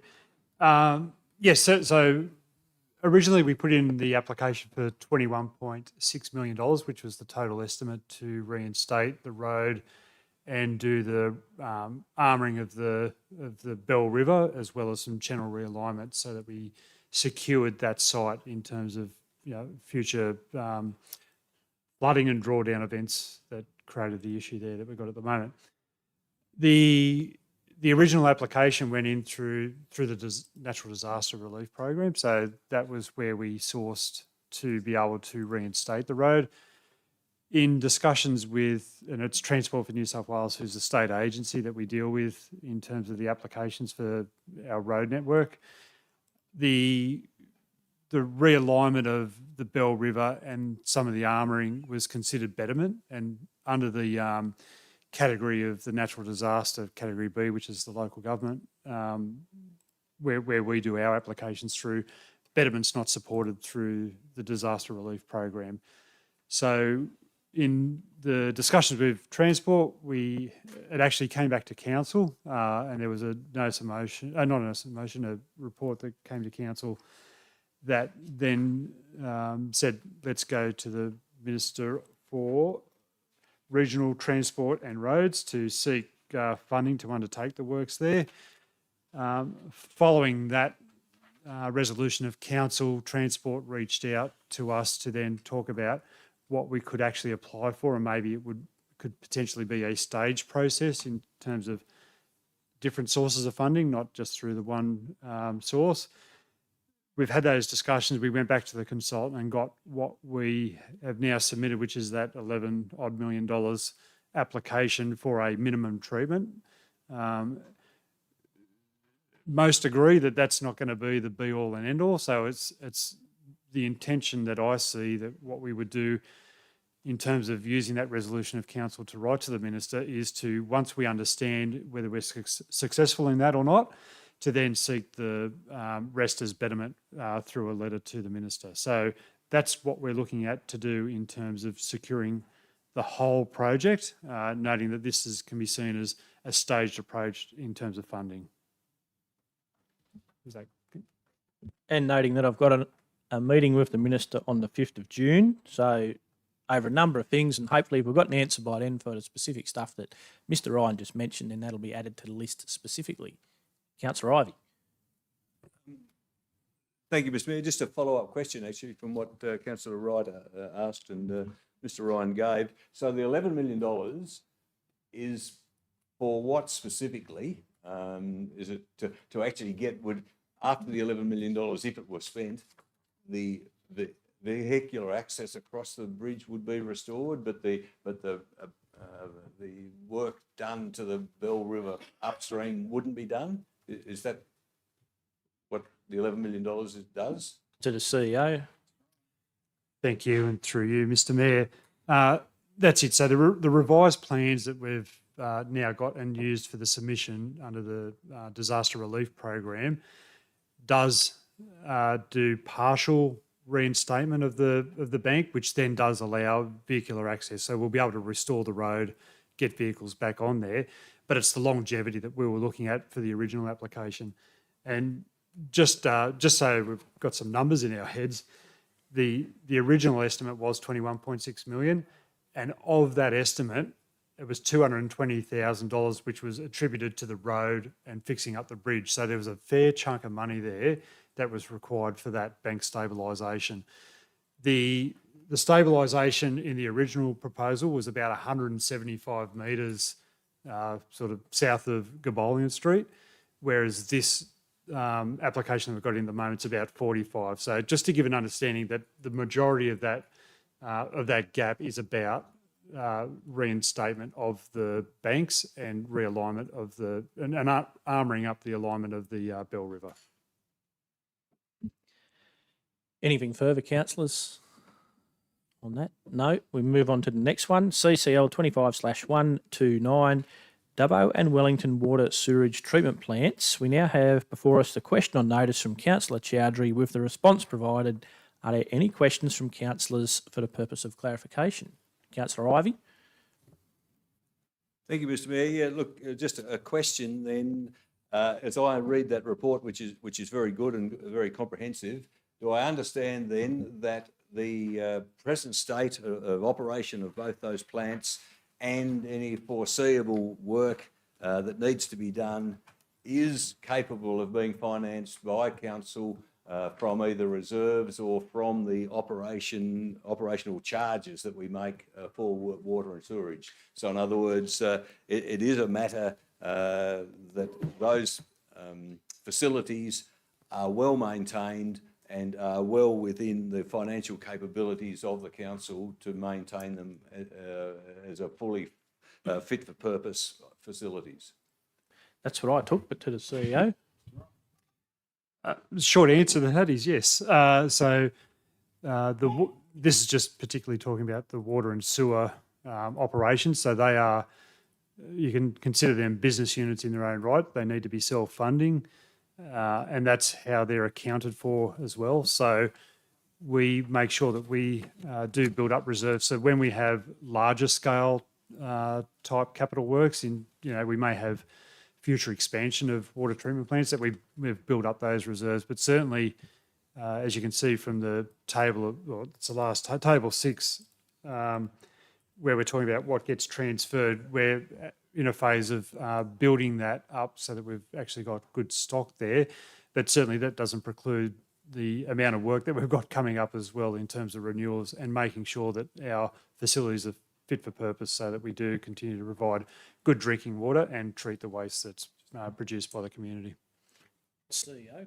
And I'll just add that there's also the opportunity in Dubbo City previously has done that for major upgrades. Because it's got cash flow, you can actually take out long-term loans, and that's part of that intergenerational equity for longer-lived assets. So there's actually ability to finance through loans as well. Further questions, councillors? No. We'll move on to the next item, which was CCL 25/130, attracting events to the local government area. We now have before us a question on notice from Councillor Chowdhury. The Director, Community Culture and Engagement, will now provide a verbal response to that. Thank you, Mr. Mayor, through you. Events are a big part of our contemporary modern day Dubbo region, and we've been putting a lot of work in as council in this space over the last period of time. Large events bring a lot of economic benefit to the region. They take a lot of effort as well. I think as a council we need to in order to do that well, we need to understand who we are and what resources we have available and what we want to achieve with those resources. but we're doing okay now. So in 2024, we attracted 8 events delivering nearly $17 million. And additional to that, we funded, help fund 15 more sort of local to medium-sized community events. So there's a lot going on. In order to do that better, we need to understand what our strengths, weaknesses, opportunities and challenges are. We need to understand what the community want, the event organisers, what they want from us, what the professionals want from us as well, and what we can deliver. We need to be clear on what our roles and responsibilities are as well, the roles of council, what our role isn't, but also what the roles of the community and event organisers are as well. And really overarching and underpinning all of that is our event philosophy. Right? What do we want to achieve with the resources that we had, like I said. What we do need is a regional event strategy. And I'm very pleased to say that right here in my hands here is a very developed and well advanced draft document which goes to achieve exactly that. And so this is almost ready. It comes after around 12 months or so of detailed work with the community, where we held around 16 workshops and we had one-on-ones with local event organisers, and we met with professionals and said, what do you need from us? What can we deliver for you? How can we best do that? What's our role? How can we best support our community to get the best out of this event space and the resources that we have available? And so that's the key. That's the foundation document. We haven't had it to date. We've really been reactionary, doing the best that we could. We haven't really been able to articulate our position until now. And so this goes to our executive soon, our executive leadership soon for their review, and it'll be coming to council hopefully real soon. I would say in July. I'm probably being over ambitious there, but certainly more like August, I would say, for your review. Can I leave it there? And happy to answer any questions if you have them. Councillor Chowdhury. Thank you, Mr. Mayor. Thank you to the director for this for the overview. But I have many community members reach out, and I believe the other councillor been approached too. Like they're asking, I know council is doing a lot of working on this attracting events, but they're asking for if we have any plan for future to attracting a NRL game or any international concept to our region. Thank you. Question to the CEO.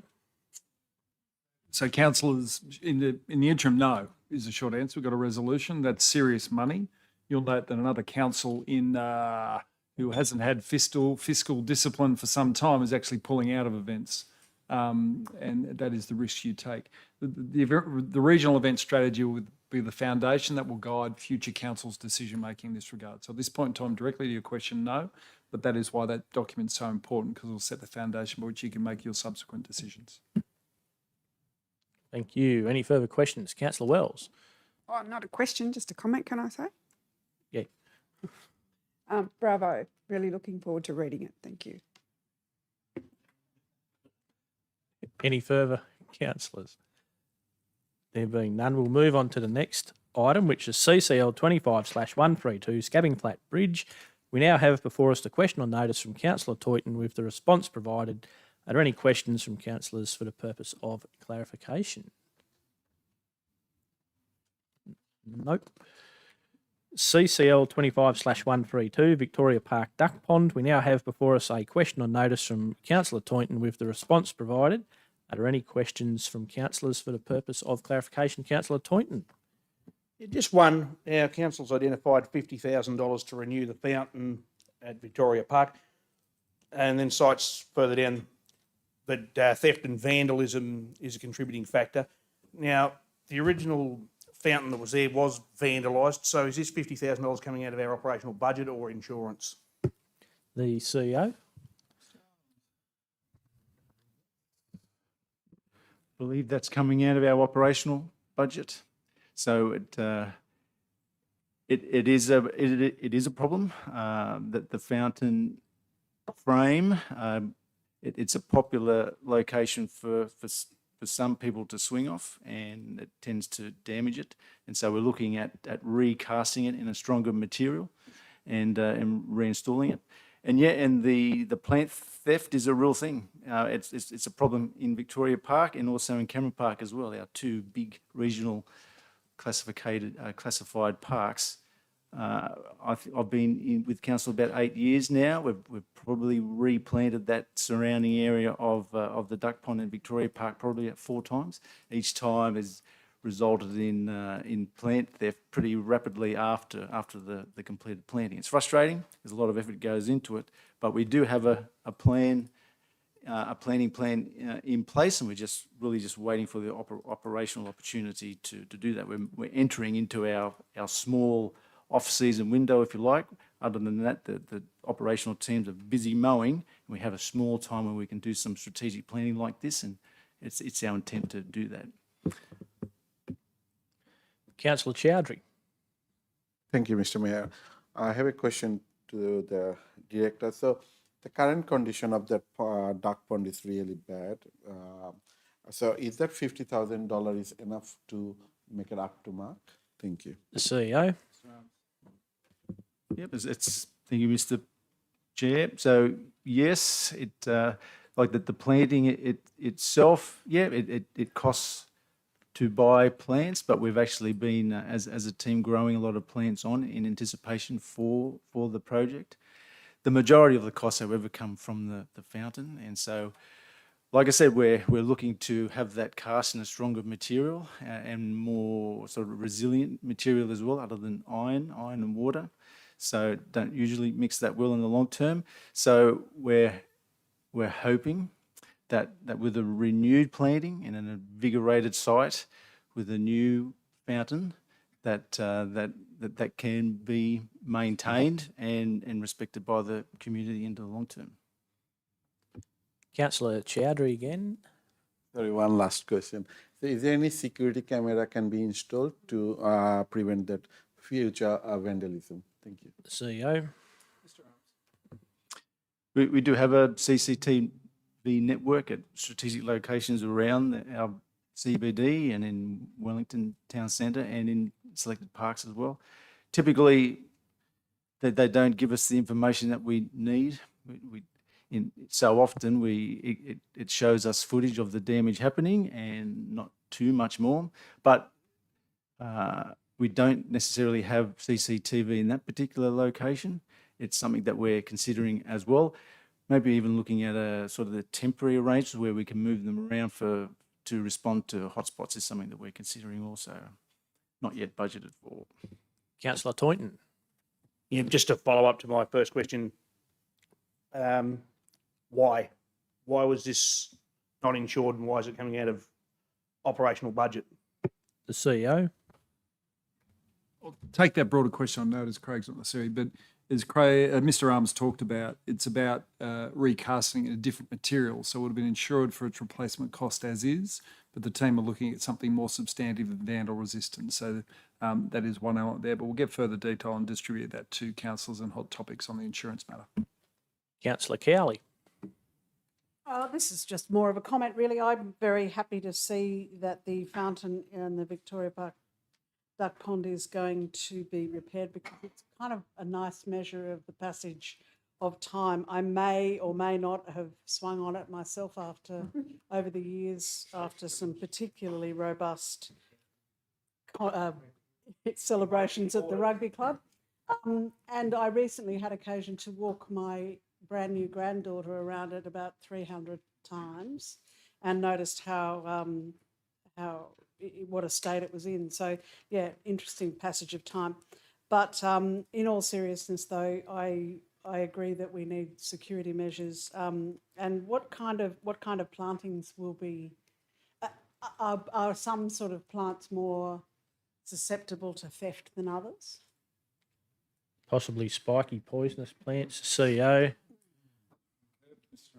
Stinging nettles.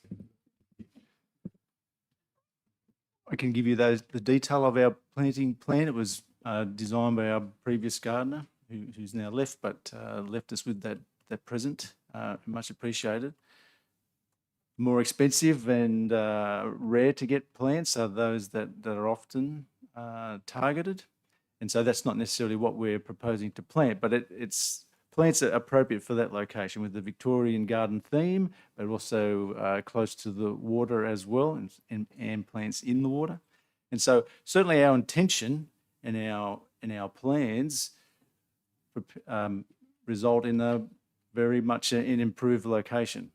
Right, so we need to get around this plant theft issue, and we also need to get that fountain back in place. Further questions? There being none, we're now up to CCL 25/133, comments and matters of urgency. We'll start with Councillor Butler this week. Yes, it's more of a question. I've been approached by a few people about the Lions Bookshop in Wellington. So it was previously held in the, I think it's the art building. It used to be the wool store at one stage in the main street of Wellington. And when it was running as the art gallery, the Lions Club had a bookstore. And since the art gallery has relinquished their lease on the building, they have nowhere to go. So I was just wanting to ask if anybody knew anyone, or perhaps even pertinent to the Councillor Toynton's motion about the halls and the usages of the community halls. Is there a community hall that they could use? It would obviously be peppercorn lease stuff. They don't make much money, so it's more of a service to community. But apparently with the previous arrangement with the art gallery, they paid electricity or something and they were allowed to hold their stall. So it's just a question if anyone knows of any way that we could get the Lions back into some sort of shop front type idea so they can do their bookshop. That would help them and it would help the community. That'd be great. All right. Thank you. Councillor Ryan. Just a comment. Look, attended the Wellington show on Saturday, so I just wanted to say, yeah, congratulations to the staff at council. I've seen the marquee set up and the plants that were being given out to community, and the information session that they held was really good. Thank you. Councillor Cowley. Thank you very much, Mr. Mayor. I was deeply disappointed recently to learn of the decision by Create New South Wales not to provide core funding for a number of regional arts development organisations, or RADOs, including our very own Arana Arts, which is an organisation that's been established here for more than 20 years and over those years has inspired and promoted and nurtured and sponsored all kinds of artists and creative endeavours, not only here at community level, but across the state and indeed across the world. So now I believe that under reforms announced in 2023, the regional arts organisations had to enter a competitive multi-year funding for operational program for operational project funding. And in a recently announced 4-year round, Arana Arts and 2 other RADOs, who are regionally based obviously, weren't successful, and they were told that they now have to apply for 2-year funding. So now I acknowledge that I'm not privy to the minutiae of the plan or to the reasons behind the Create New South Wales decision, but I've been told those RADOs that did receive funding have essentially only been given enough money to exist, having received or will be receiving no more than previously negotiated core funding. So they won't be able to initiate or innovate or bring together programs or projects or produce any content or step beyond the LGA boundaries as our own Arana Arts has done. Because Arana Arts has, for those past couple of decades, taken our region's creative, the rich vein of our creativeness here in the regions out to the world and put many an artist on the global stage. So just as an indication of how this might affect us here, without secure funds, things like the Ironbark Arts Residency down at Stewarttown, the Malian Cultural Centre programs here in Wellington, small grants programs and education sessions and information and support for artists and across our region, those sorts of things are going to be far more difficult to sustain under the Arana Arts banner if they don't get this funding.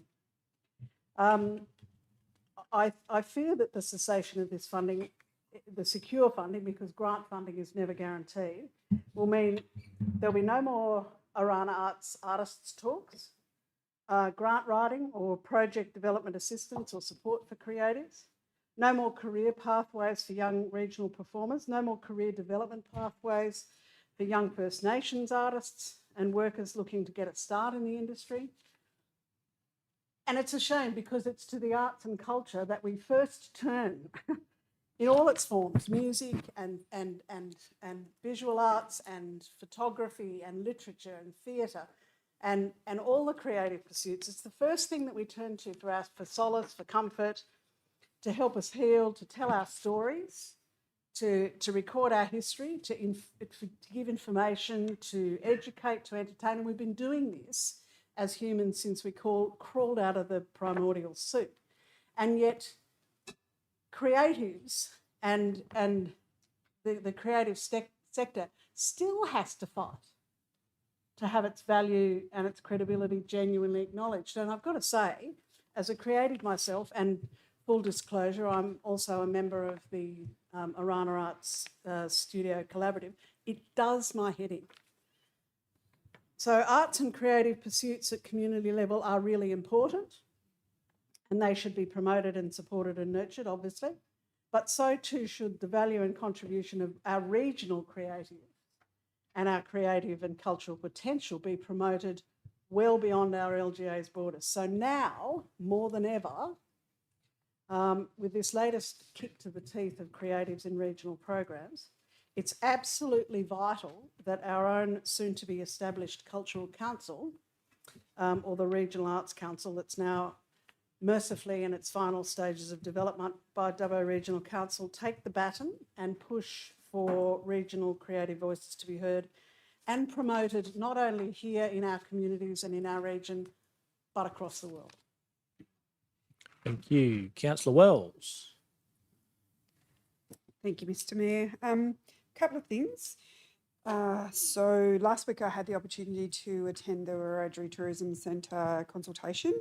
There was a presentation from the Director, Craig Arms, on the hopefully looking at a way forward in terms of the structure, but I'm really impressed by FRD, which is Friedman Ryan and Design, and how they've engaged community and how they've been really respectful in the way that they've done that engagement and heard from people. And it feels like when you sit and look at the presentation in terms of the steps where we're going, they've actually listened really deeply to the community. And I'm really excited. You know, hopefully we'll get to turn the sods soon and we'll go to tender and, you know, do those processes. But just, I wanted to just say that it's been, whilst it's been a long process, it's actually been beneficial because it's taken that time to get that information from all of the community. So it's really exciting to see that come to fruition and just to hear the talk about the experiences we want tourists to receive when they go to the Wiradjuri Tourism Centre. I mean, I want, and most everybody else does, is that when people come from overseas to Dubbo, and that we want them to come and have an experience where they go and leave in Dubbo and say, you need to go to Dubbo because that's an amazing experience.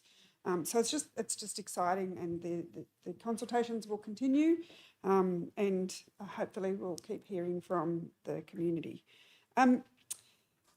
It's National Reconciliation Week, and it's from the 27th of May to the 3rd of June. And there's lots of things happening in different parts of the community, probably not as what I thought there would be more, but hopefully if people get a chance to just do some reflection and have a look on the website and understand what the purpose of National Reconciliation Week is, because I don't want to dictate to people, I would like you to do your own research and reading on what its purpose is. We fortunately were able to be a part of a celebration today down at the Ollie Robbins Oval about an Indigenous water, the words are escaping me, but it's just good to see that river repair, or not river repair, but the water work coming to fruition. It was an inaugural celebration today, so that was just great to see happen on day one of Reconciliation Week. And yesterday was National Sorry Day, and we had the opportunity to launch formally our our Reconciliation Action Plan, which has taken some time to get through, and the council did a great job yesterday of, launching it, having a celebration with community. There were key people at that celebration, and just wanted to say congratulations to council. And I'm really eager to see the RAP come to life. But I also want to say that it's a living document, and we'll get the opportunity to pivot if we think something's not going to come to fruition. Another exciting opportunity for us in our turn at council to see the Reconciliation Action Plan come to life. And that's me. Thank you. Thank you. Councillor Wright. Not tonight, thank you, Mr. Mayor. Thank you. Councillor Dickinson. Well, thank you, Councillor Wright, for that opportunity to use his time for mine. So, as Matt's, we share time apparently.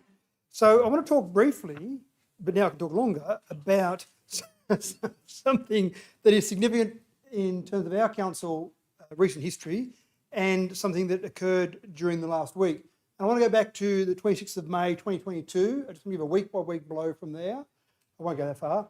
26th of May 2022, we had a unanimous decision by the former council.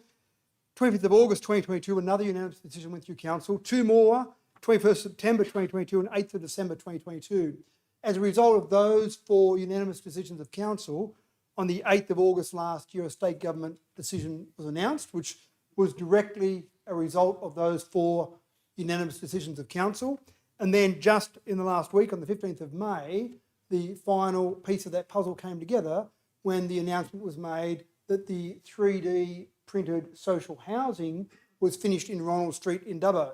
And so it is appropriate that Councillor Wright skip forward to me, because I want to pay tribute to Councillor Wright, who brought forward that very first resolution of council on the 26th of May 2022 to reserve some blocks of land, 4 blocks of land, specifically for 3D printing. And then, as we know, it went further from there with a 3D printed toilet using a previous budget of council, a report from our building services, then finally the tender from the Contour 3D, who won that tender for the 3D printed toilet.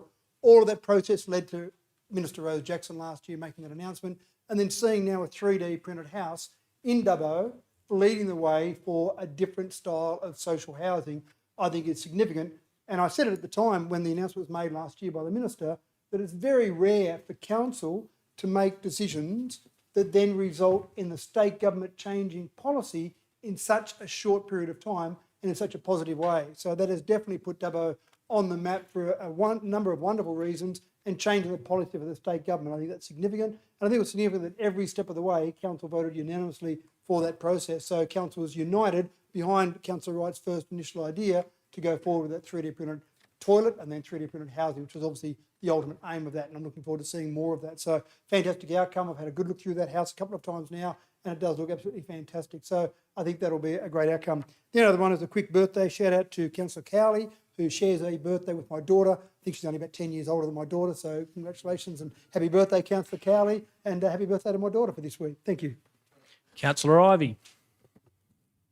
Thank you, Mr. Mayor. I'd just like to give a shout out to the Wellington Historical Society and Museum. As we know, there's been a bit of the Wellington Museum over the years, a bit of a checkered history. There's a new committee there now that really have trying to get things underway, and with a fair bit of success. I just foreshadow that they have putting in under your say, a request, a budget variation or a budget within the draft budget for some small amount of funding, not a great deal of funding, to help them fully settle into the building, which they very gratefully received from council, the old Wellington Police Station. It's a fantastic site. They have got a very limited budget. There's some things that they'd like to do. Council has very kindly said that they can occupy it, I think, at really a peppercorn rent, but there are some outgoings which are associated. So the society will put in a submission for a small budget variation just to give them some source of funding there. I will obviously support that. I think think it's terrific. I think the whole Wellington Historical Society and Museum, it's an interesting situation that they have I'm told, a very valuable collection. They've got some fantastic items in there, but they are not owned by council, they're owned by the community, of which the Historical Society and Museum is really is the custodian, as I understand it. So I gather that does introduce a few problems with respect to the operation and involvement with council, but I think still within that, if council can see its way clear to allocate some small amount of money to the society for the betterment of that whole historical facility, I think it'd be money well spent. They've got a fantastic committee there now. They're putting in a lot of hours. I think it's a great example of how the council can leverage off those volunteers to really produce a benefit both to the council, because it's enhancing a council-owned building, but also very much for the community. So again, we'll perhaps speak more about that at once the budget submissions are available to review. Thank you. Councillor Chowdhury. I'm good tonight, thank you. Thank you. Councillor Toynton. Alrighty. What a month it's been. So recently I attended the What Were You Wearing event organised by Kat McAllister and Amanda Pepinell in Dubbo. Well done to everyone who attended and those involved who shared their stories and support groups for those dealing with domestic violence. So the Rana Support and New South Wales Women's Legal were there. I also attended Australia's biggest morning tea out at Mumble. Great little place to have a cuppa out there. It was a good event with performances there from the pupils of Mumble and Stewart Town Schools. So very well done to those students and the teachers of those schools. Just recently, I attended Council's Reconciliation Action Plan launch, which had performance by the Tubbergar dancers. Great to see young people proud of their cultural heritage. And just finally, I'd like to thank everyone for their efforts to save my uncle when he had a heart attack on Thursday. Sadly, he couldn't be resuscitated and passed away at the scene. He was only 56. Thank you, Councillor Toynton, for those moving words. Busy time of late, Wellington Show, fantastic event there, and it was good to see Councillors Butler, Ryan and Ivy throughout the day getting around there, and the native plants did prove very popular, as was said before, with the public, people taking armfuls of plants home at the end of the day, so that was great to see. Yesterday was National Sorry Day, and it was appropriate that we relaunched a wrap, which was a great event, and the Sorry Day activity got moved from Victoria Park in Dubbo into the PCYC, so it was good to get down there and talk to everyone, and some good activities going there. It was very well patronised, and also, as Councillor Wells said, the Aboriginal Water Entitlements Program today with the, I was celebrating the first purchase of water there, and I know that through First Nations leadership of water governance, that'll be a good thing, because I've been talking to Tony Lees at the Trangie Lauk, and that's something that he's been after for a long time there, to get water into the Gowan waterhole. So this is hopefully the first of numerous of those for some cultural water. I couldn't be at the event today because it's on a online Country Mayors Association board meeting, and the council that has a scholarship, sponsors a scholarship each year for a student at CSU, and yesterday went and awarded that along with a whole stack of other scholarships. And young Nicole, who's doing nursing in Dubbo, finished year 12 last year, so she started nursing this year, is very, very thankful and would like to pass on to everyone her sincere thanks. And that's fantastic that she'll be able to go to university, first in her family to do that, and hopefully stay in Dubbo and surrounds and go nursing in 2.5 years' time. Next up we have confidential items. Under Section 10A of the Local Government Act, the next items being CCL 25/134, 135, 136, 137, 138 and 139 have been identified as likely to be discussed in a closed session of Council. Can I now have someone move us into confidential session to deal with the confidential items? Moved by Councillor Ryan, seconded by Councillor Toynton. We have no applications from members of the public to make their representations regarding whether the meeting should be closed to the public. Do any members of the public gallery have any comments to make regarding the proposal to hear the items in a closed session of Council under Section 10A(4) of the Act? Arguments for or against confidentiality? No. I now put that motion. All those in favour, please raise your hand. Against, I declare the motion carried unanimously. I declare the... Can we have a 1 minute adjournment, please, Mr Mayor? toilet break? During the closed session, yes. I declare the motion carried. The streaming will now be turned off, and any members of the public will be asked to leave the chamber. The chamber will be reopened and the live stream restarted after deliberations on this matter, and the resolution will be made public. Please stop the web streaming.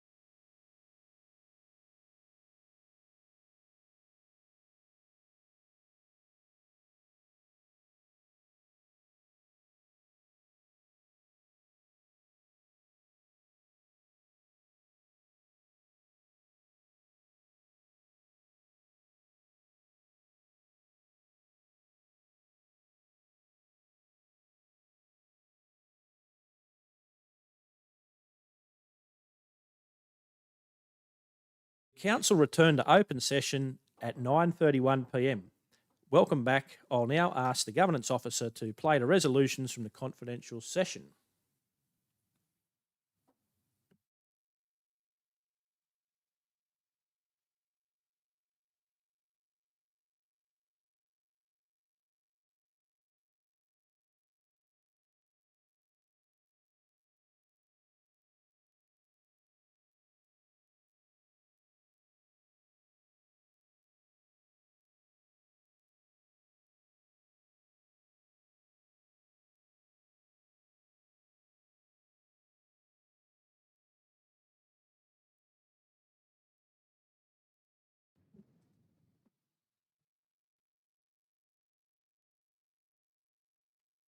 There are no further items for consideration of the ordinary council meeting, and I declare the meeting closed, the time being 9:31 p.m.